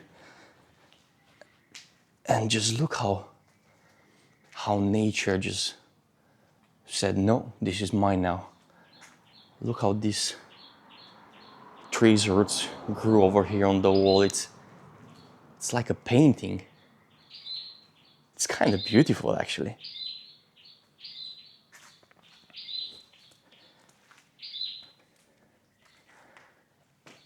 Oh wow.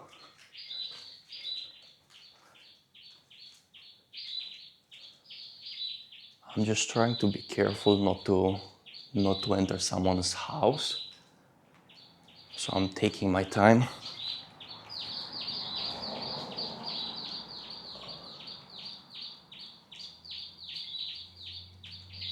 It's so peaceful. You can hear some cars because it's actually the main road. And then it's just birds and dogs, and that's about it. Very interesting. This house in particular is quite huge actually. And I think I found out why. In fact, it might have not been a house. I think it was maybe a restaurant or something. I think over here you can put the pots, you know, with the fire. And there's 1, 2, 3, 4, 5 of them. So it might have been a restaurant.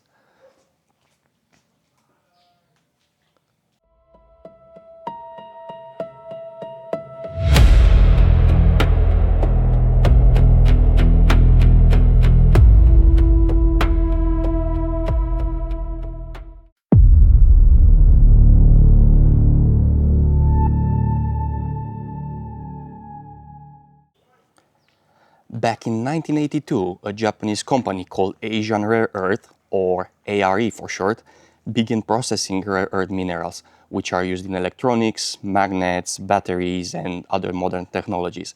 However, during the processing, radioactive waste containing thorium was produced.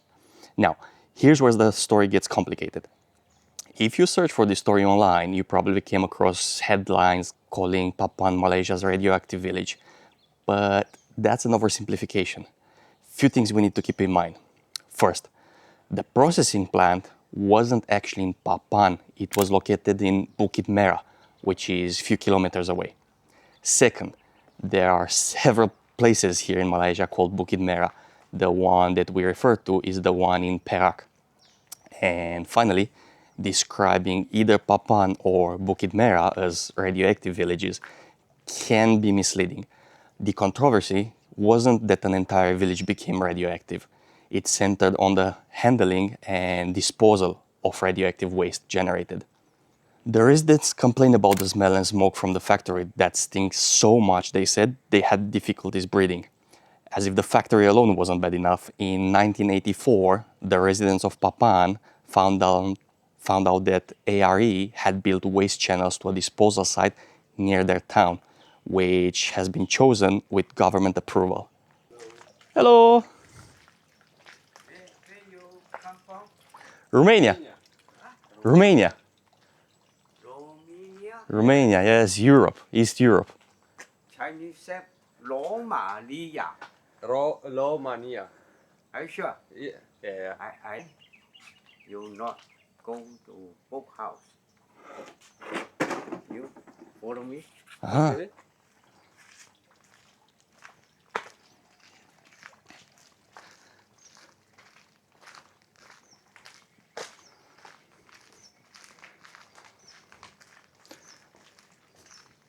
From here. Left side. Yes. Shortcut to book house. This house. This way. This house. Yeah. We can go. Yeah. We can go there? Go. Thank He you. open already. Oh. Thank you. 谢谢. You after you come from here. Yes. The other side also two house. This house you can go in. Oh, okay. Thank you. This one. Thank you very much. Thank you. So friendly. Although I didn't really understand what he was saying. Adventure. I think he said something about a restaurant or... I'm sorry, I really didn't understand properly.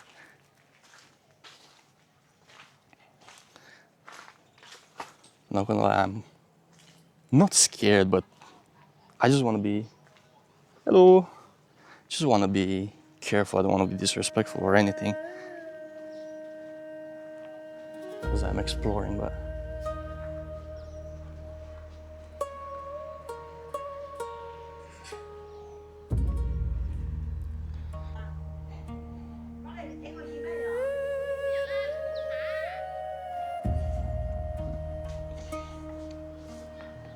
So around the city, you will find a lot of Chinese inscriptions, and even over here in the bookstore, you will see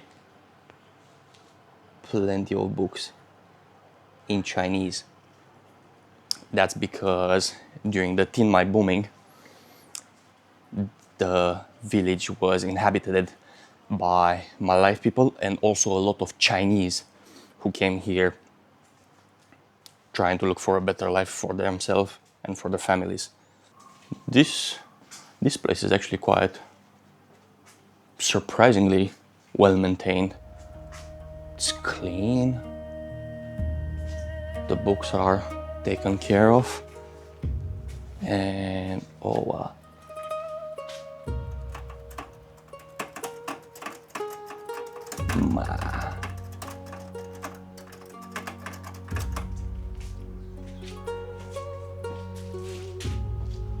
Man, how old are those things?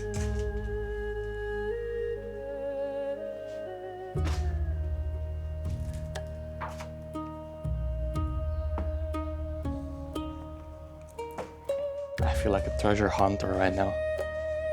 Discovering new things. Kinda love it, not gonna lie. What's here?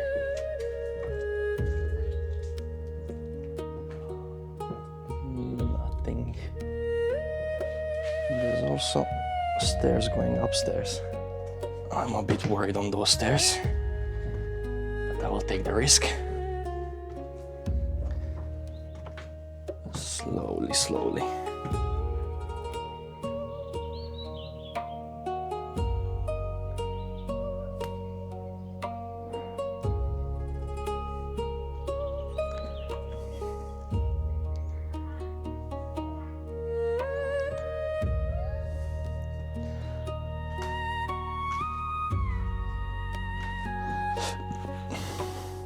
Oh, this one actually looks pretty new.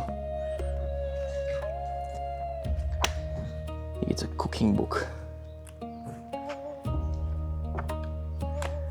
Unfortunately, I do not speak Chinese yet, so it's not much of a use for me. Hello. Hello, people of Papan.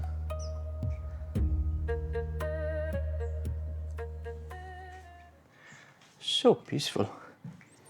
And also, I mean, this one it's understandable, but all the people that I've met over here so far are pretty old. I mean, keep in mind they're Asian, so they tend to look younger than they are, and they still look like 60 plus. I guess there's no point in young people living here anymore. Huh?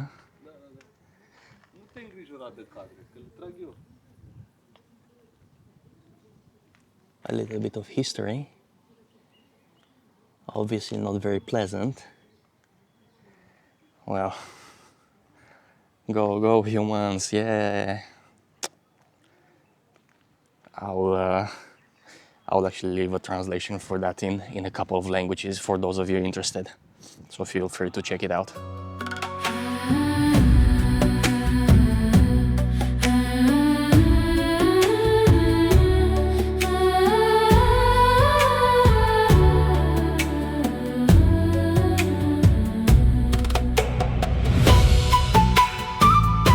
Another resident of Papan village.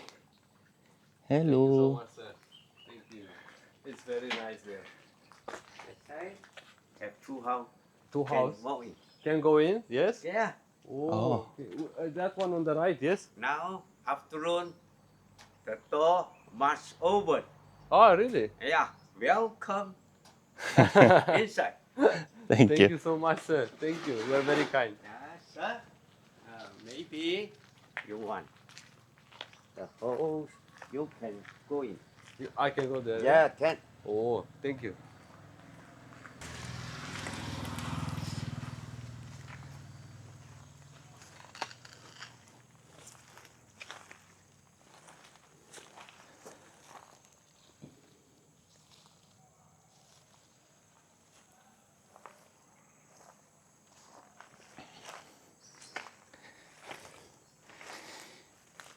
It looks like we found the tour guide of Papan village.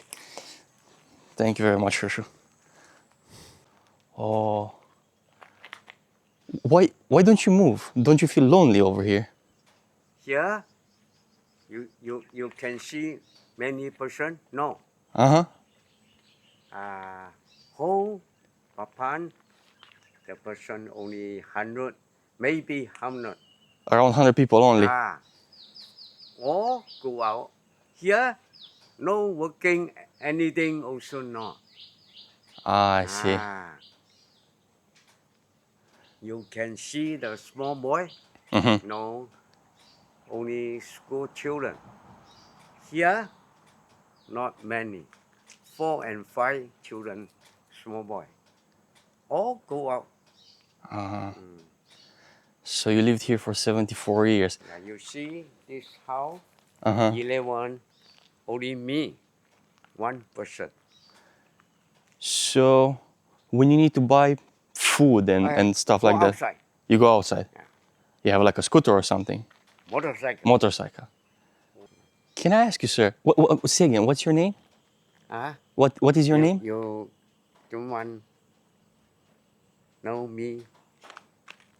The name 63.8. 63. Okay. You can go in. Where? Here?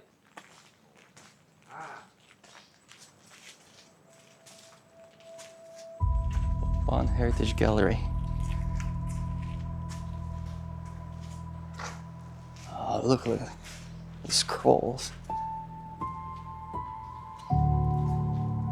Which one is your painting from those ones? Which one is yours? My friend.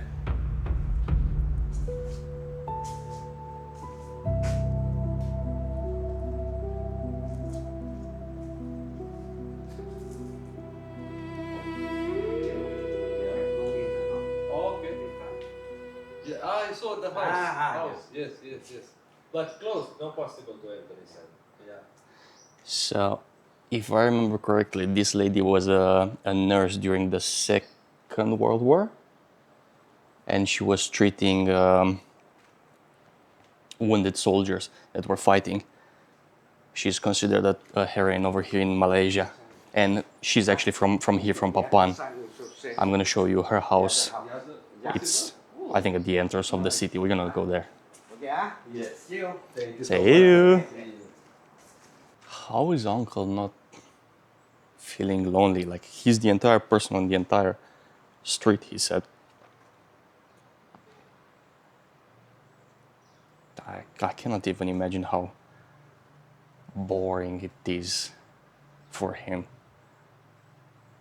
So maybe I hope that he's happy to see people like me and my colleague and just like have a chat, because I definitely enjoy. And he seems like a very nice gentleman. Yeah? Is this a bed?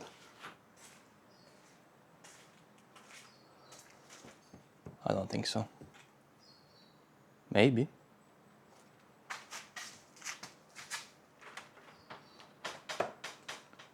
Oh. It's more comfortable than I was expecting. It's made of bamboo. And I guess this would be the pillow.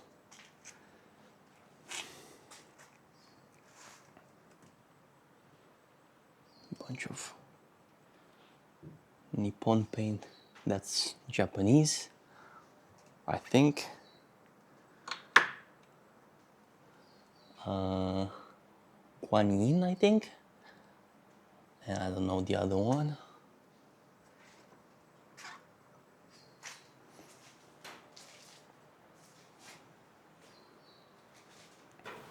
Those are so cute.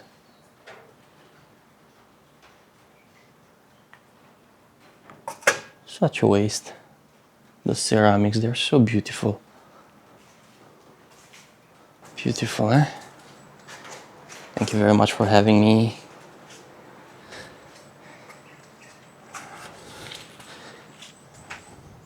Making sure that any potential ghosts don't get mad at me. A lot of history I know nothing about. Earlier, and even here, it was about the resettlement. Now this horror of Simpang Tiga, I actually need to look it up because I'm super curious. See, this is how you find out interesting things. That's how I found out about the issues with Papan and Menara as well, just randomly. And now that I come over here, I found two more so far. Who knows how many more there are over here. And as promised, this is the house of Sibyl Katigasu. And also I would like to make a small correction. She was not from Papan, she actually is from Sumatra. She relocated here with her husband in 1899, where they ran a small medical clinic. However, they were secretly helping the resistance against the Japanese. She treated wounded guerrillas, supplied medicine, and even listened to banned BBC broadcasts to pass information to the fighters. In 1943, she was arrested and brutally tortured, but refused to betray the fighters. After the war, her courage earned her the George Medal.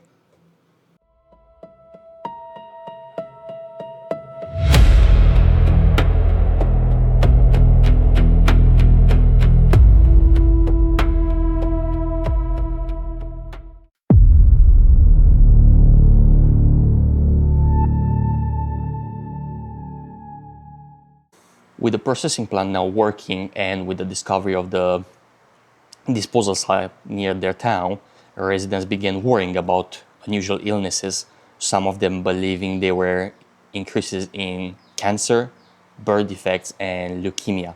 And although they linked them to the rare earth plant, establishing direct scientific causation has remained a subject of debate. However, the people of Papan decided they will not remain silent. Together with the residents from nearby communities, they signed a petition that was sent to the Prime Minister at the time, the Health Ministry, and the Science, Technology and Environment Ministry. They blocked the access road to the proposed waste disposal site, and thousands of people, including women and children, participated in a peaceful assembly on 1st and 4th of July 1984, showcasing extraordinary display of unity. The protest in Papan will go on to become one of the earliest and most significant environmental justice movements over here in Malaysia.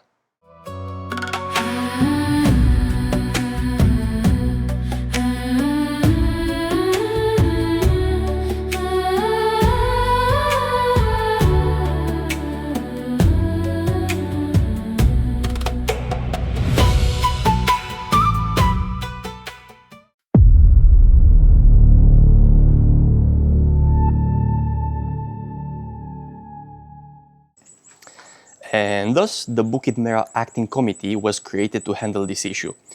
The first organization to help the committee was the Sahabat Alam Malaysia, who measured the radiation levels at the open space and pool near ARE's factory. According to their findings, some readings were as much as 88 times higher than the recommended upper limit for public exposure, raising even greater concerns among residents. The government then invited a team comprised of members of the UN's International Atomic Energy Agency to assess the situation.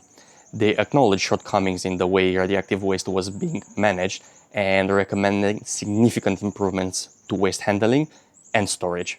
Papan residents also invited international experts to perform analysis on the site, with all three of them declaring the site as unsuitable for dangerous waste. The controversy had now grown far beyond the small village in Perak. It had attracted national and international attention. Finally, on the 12th of December 1985, the Deputy Prime Minister at the time showed his concerns by visiting the waste disposal site. A combined meeting headed by him later decided to move the disposal site to the Kledang mountain range, which is 5 kilometers away from Papan. For residents, it was an important victory. But the story was far from over.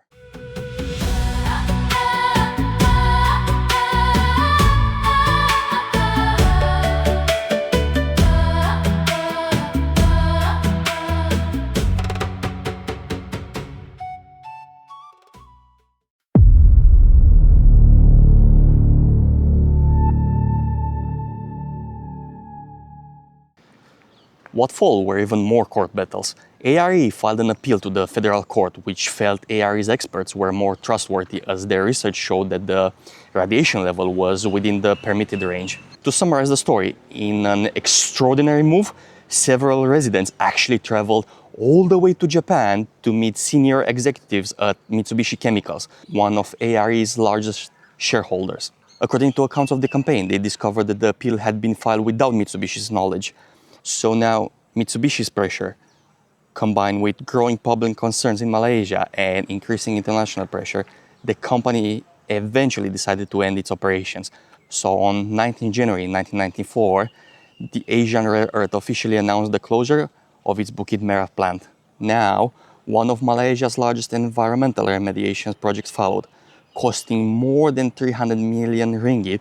The cleanup involved removing more than 11,000 truckloads of radioactive material and contaminated soil, which in some places workers had to excavate almost 8 meters deep in order to remove it. ARE also contributed to community assistance through a development fund, while Mitsubishi Chemical reached an out-of-court settlement with the villagers that included a donation of approximately $164,000 to the local community school. A reminder of how a small community stood up for what it believed in and how its actions changed the country's conversation about environmental responsibility. So, this thing, which looks more like a castle than an actual mansion, it was used as a council hall before, built in 1896. Unfortunately now lays abandoned as well, and you might find things like those, which are not what you think. I cannot remember from the top of my head what they are, but they are not that. Don't worry. Or are they? Did we just uncover another secret of Papan? But no, it's not. As I say, I'm actually gonna have a look at it and show it to you. But man, such a wonderful building. Laying abandoned now. It's really sad. Not only that it's big and beautiful, but look at the wood carvings. Absolutely gorgeous. As I was learning more about Papan, I read some comments from some Malaysian people, because my question, right, was, since there are still people living here, isn't it dangerous for them to actually live next to abandoned houses, right? Because they can collapse, because they are not maintained and stuff like that. And I remember the Malay people mentioning the fact that the government is trying actually to clean and rebuild and all that stuff, but they cannot track a lot of owners of those houses, and without their accord they cannot begin demolitions and stuff like that. Listen, feel free to correct me if I'm wrong. That's what I read. Which in a way, sure, it makes sense, right? But a lot of houses are damaged and they are falling anyway. Do you really need approval from the owners to get rid of a hazard? It's a bit tricky over here, but yeah, that's why. So guys, researching the story was both fascinating and incredibly challenging, with so many claims, opinions, and conflicting accounts. Separating established facts from personal experiences and allegations, it's no easy task, trust me. I've tried my absolute best to present this story as accurately and fairly as possible based on the sources I could find. If you have additional informations or corrections or personal memories of those events, I genuinely love to hear them. So feel free to let me know down in the comments. I had a lot of fun. It's something different for me as well, because I don't typically do those type of documentaries. I really enjoyed it. I hope you did too. And thank you very much for watching. I'll see you guys in the next one. Bye bye.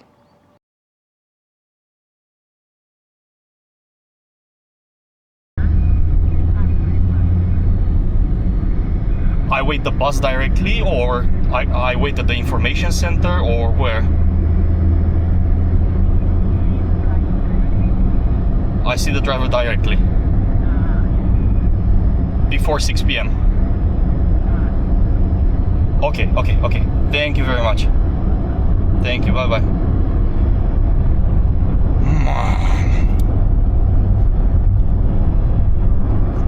So I took the bus from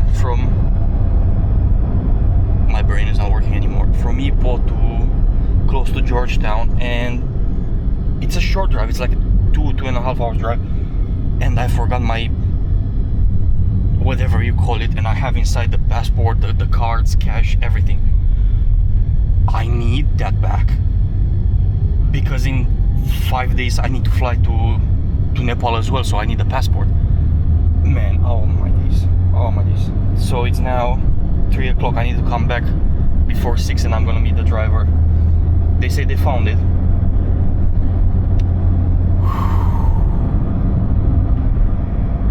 Not the type of start that I want.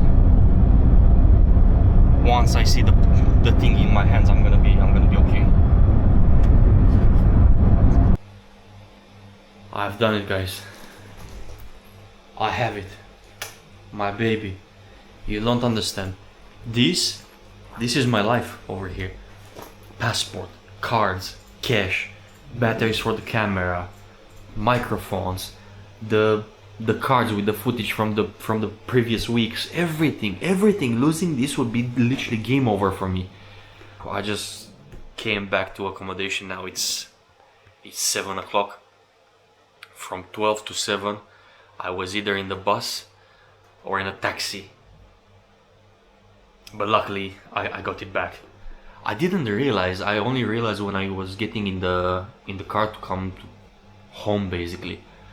So I ran back to the bus, it was already gone. I went to the information bureau and the guy gave me a number. He told me to call that. I did. It was a lady, she called the driver, they confirmed they found it and they told me to come back to 6 o'clock.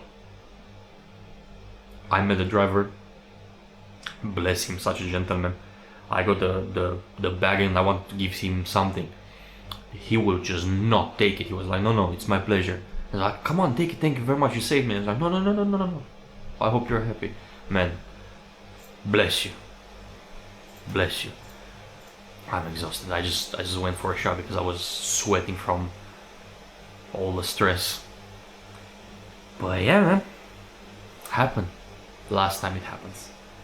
I'm never gonna go through something like this again. Oh well, part of the journey. Today I'm not gonna do much. I'm extremely tired. But from tomorrow, exploration time. So I'll see you guys. So guys, the first stop for today are the clan jetties. So, a bit of history. Back when the Chinese immigrants came over here looking for jobs around the docks, the land was extremely expensive.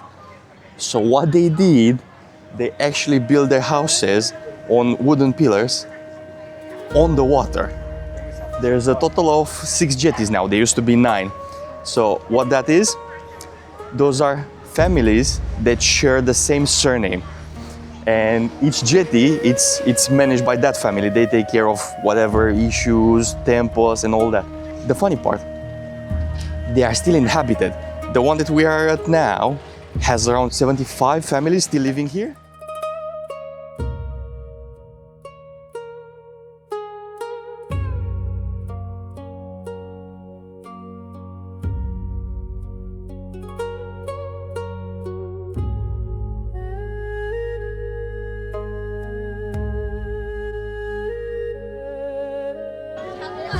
So when Georgetown became a UNESCO World Heritage Site in 2008, the jetties were actually included in the protected zones, so that prevented further redevelopment and or their destruction, which by the look of it turned out pretty well because there's a lot of people over here, so they bring in tourists and income, so everybody's happy. I'm lucky because today it's a bit cloudy. It was about to rain, so it's not hot. And man, it's so beautiful. Like you can see with the paintings on the houses and all that. So beautiful. Maybe I'm gonna try some food as well. Let's see. Very good mochi. Mochi. I trust you. Very good. Look mochi. Look like what? Very yummy. No yummy, no money. Yummy, the money. Perfect. We have a deal. Very good. Can't wait to try it. Look like what? Very good. Thank you. Thank you very much. Very yummy.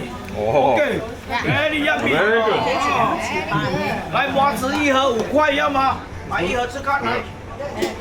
买一起一盒，要吗？ No, it's here. You can try. No. It's with peanut. Man. It smells so good. And it tastes good. It's funny because sometimes you can feel the platform moving. But I would actually love to spend the night in all of the houses over here. Come on. Yeah, it's moving. Just to have like completely feel the vibe of the place. Imagine going to sleep, seeing the sunset from one of those houses. Man, must be incredible. Very nice. Very nice. I love it. So, the one that we saw earlier, it's apparently the most famous one. And considering how many people were there, kind of looks like it. This is Lim Jetty, and you can definitely see a lot less people. Also, this one looks more, how should I say it, personal. Like, you can see it's mainly the houses for the people. It's not that touristy, which in a way, again, I prefer. I want to see how they live, because stalls with souvenirs I can see anyway, but this is what's making it special. Man, the houses look really good actually.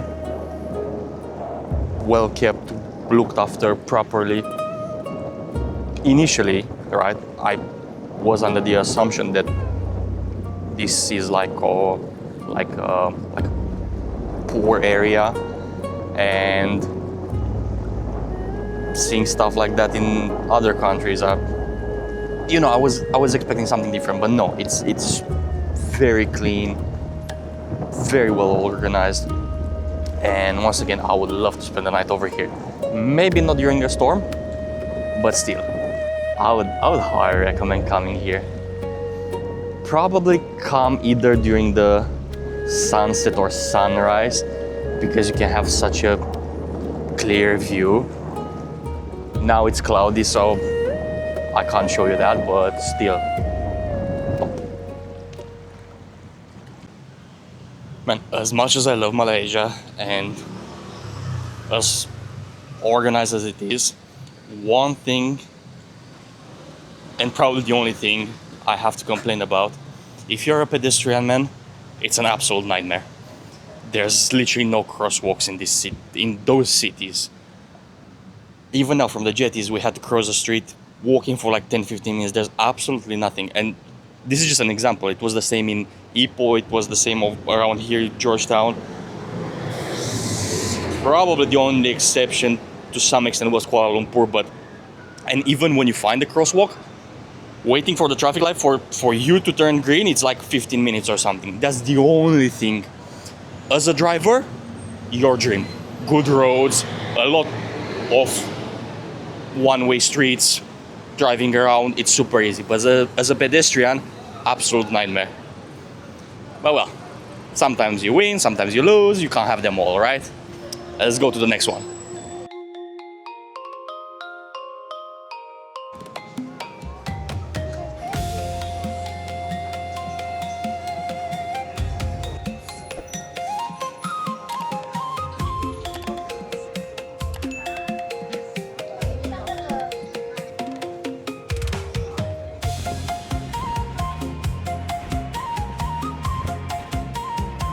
So that's the Armenian Street, and you might be wondering, wait, what did he say? Armenian? In Malaysia? What? But yes, you heard that right. Let me explain. The street had a different name, but in 1806 or 1808, if I'm not wrong, the name changed to Armenian Street because of the Armenian community who established over here. And although it was never big, they had a huge impact in developing the commerce, especially in the beginning, over here in Penang. Then, a couple centuries later, in the mid-1800s, when the majority of the Armenian community left, the Chinese merchants took over. That's why you see so much Chinese influence in the area. And speaking about the Chinese, super interesting fact. The famous revolutionary Sun Yat-sen, Sun Yat-shin, as you can tell, my Chinese is not very, very good, actually hold speeches over here on this street, gathering funds for the revolution, which ended up overthrowing the Qin dynasty. See, man, that's why I love having this channel, because if I were in holiday, right, I would just pass by, look around, be like, oh, this is so beautiful, and then keep going. But because I actually had to look into things, why is this street famous? Why this? Why that? I get to uncover all those little secrets which otherwise I wouldn't know about. Super interesting, super fun.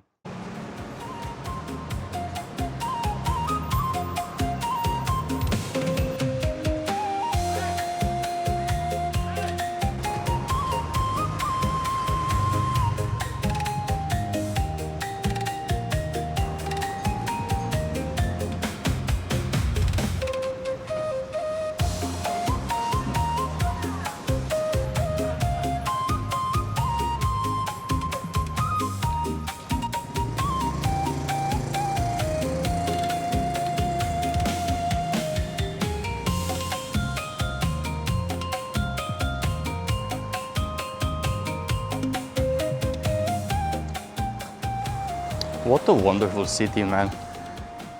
And especially those areas, so peaceful, so much history. Wonderful. And I gotta love those old style buildings with the wooden covers for the windows. So nice. It's unfortunate that I don't have much time. I'm here only for 3 days. 1 day has been already wasted because of unforeseen events. Definitely not my fault. I really wish I had more time to explore more. This way I'm just going to the main attractions basically. But I want to see the hidden spots. Matter of fact though, for those of you who know, or for the locals, do let me know in the comments, myself and other people watching and reading, what are some places people don't really know about but are a must-see over here in Georgetown. I'm actually curious and I'm definitely going to come back over here because it's absolutely gorgeous. I love it.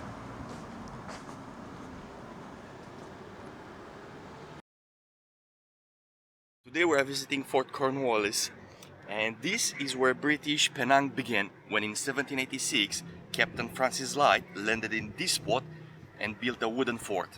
So over the next 2 centuries, this patch of coastline became one of Southeast Asia's busiest trading ports. Despite the thick walls and the multiple cannons you see over here, actually the fort has never been used in battle. It became a very important trading port, not a military fortress. Despite its history and significant importance in the past, I have to admit the fort itself isn't particularly impressive nowadays. It felt quite empty when I visited. Now, what was impressive, however, were the small museum chambers you can find inside.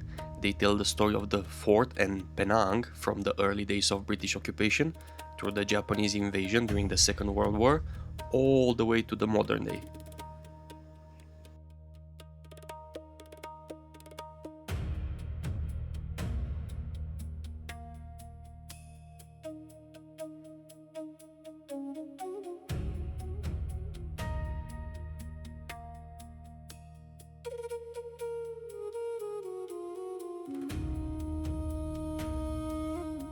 Didn't know that the place has like those chambers with history and stuff. They are a very nice addition, I must say, with a touch screen and telling the history and some kind of mini games where you decide what you do, how you want to preserve the fort, if you want to replace it with something else, things like that, how would that impact the area and the economy. Really nice. I can't remember seeing something like this anywhere else. I was trying to remember, maybe in Belgium? I'm not sure. But it makes it a lot more fun, more interactive. I wish more places had things like that. Now we're gonna head towards that tower over there so we can have a better look at it. Because obviously that has history as well. Let's see it.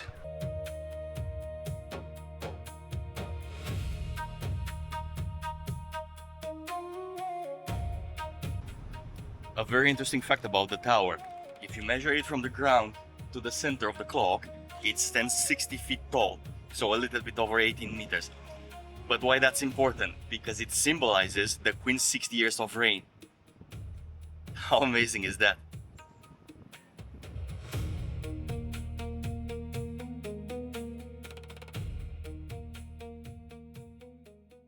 I must say, even the area around the fort is so nice. It has so many trees, so even when it's hot, you have a lot of shade and it's cooler. And because it's by the sea, the breeze, perfect. Just sitting under the tree, reading a book or something. And at night, I guess you can walk on this alley over here, enjoy the view, watch the sunset. What a beautiful country, man. I love it.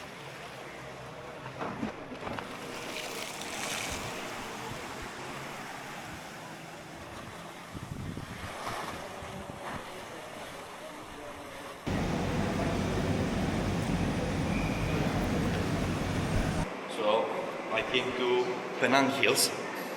I'm gonna take the funicular, about 800 meters. The price was 40 ringgit per person. The journey should take about 5 minutes. And hopefully I'm gonna catch the sunset on top of the hill. Let's see.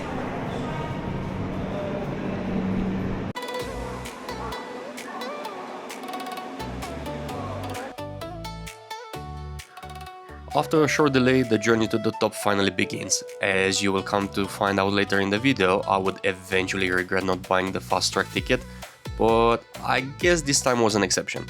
The ride itself, surprisingly fast, which is probably a good thing because we're absolutely packed in here. The funicular climbs up the side of Penang Hill, and as we get higher, the view starts opening up through the windows. You can already get a glimpse of Georgetown below, which I actually tried to record, but the only thing you can see are other people. Honestly, I can't wait to see what the view looks like from the top, and after all the waiting, I'm hoping it's going to be worth it.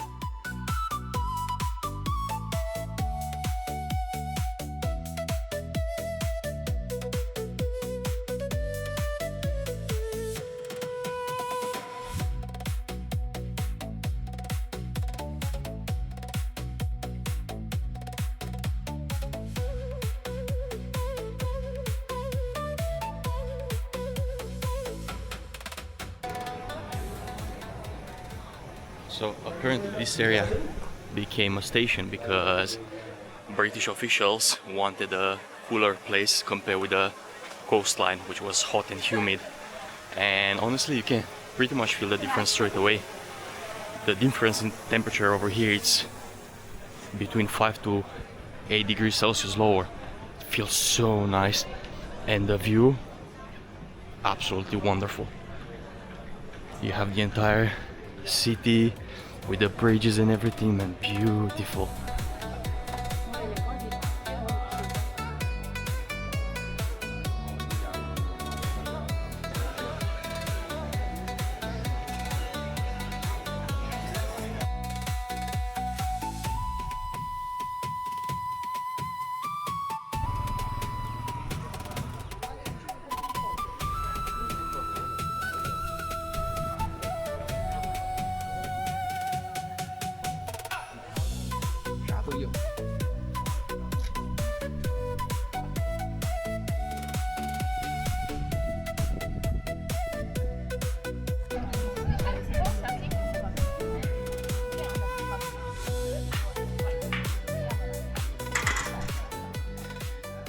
Straight away, I must say, I thought it was gonna be considerably smaller.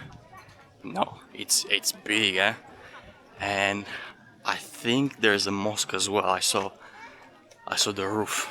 I'm gonna go and check that out now. I know I said it about 1,000 times, but it's true. It's just so beautiful over here. And again, it's much colder. It's just perfect. And yeah, look.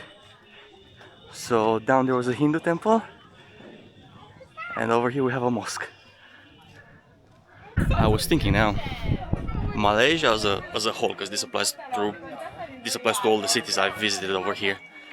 It's really a prime example of the fact that people of different religions can actually live together in peace. Like now over here on top of the hill, you have mosques, you have Hindu temples. I think there's a church as well, and even in the city, same Chinese temple and everything, and nobody's causing issues. Well, looks like I messed up. I wanted to catch the sunset over here, but in order to go to the habitat, the 130 million year old forest, the last admission is 5:30 p.m. You need to exit by 7. And it's 7 now.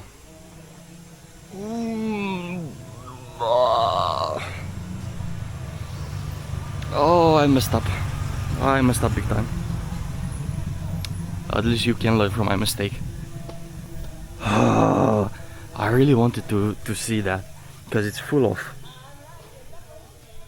animals and plants. Beautiful, but I should have looked into this better. Also, I see a lot of cars. I didn't know, apparently you can come by car as well, not just with a funicular. So something to keep in mind. Another thing worth mentioning for probably most of you, if you come over here, we've been wandering around for like half an hour already.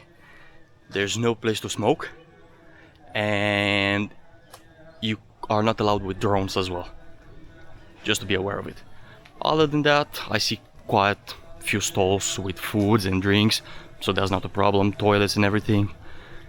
But smoking, you're gonna have a hard time.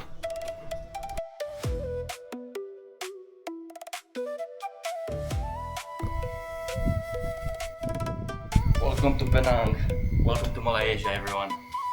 Absolutely wonderful country.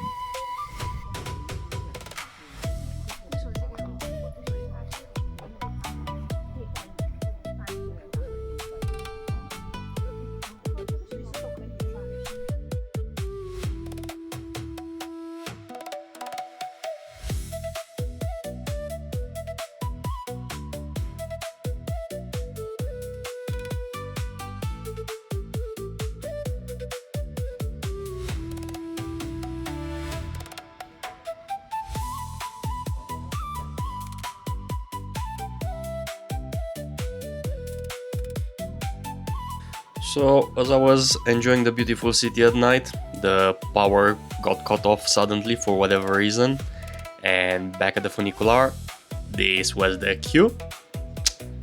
Yeah. Okay, you know what? That wasn't as bad as I was expecting. In about half an hour, I was down. Electricity came back as well. I got to see some people and whatnot. Unfortunately, this marks the end of my adventure over here in Georgetown and Malaysia altogether. It was a wonderful experience. I loved every single second of it. I will definitely be back because I missed quite a lot of things which I wanted to do because of weather, because of some unexpected situations. Now I need to go back to Kuala Lumpur tomorrow, and from there I'm flying to Nepal, to Kathmandu. First time over there as well. While working in London, I made some friends from Nepal. Super friendly people. I don't think anything is gonna change with the people in the country. Very excited about that. If you wanna see how it goes, don't forget to subscribe, like this video, and I will see you everyone in the next episode. Bye bye.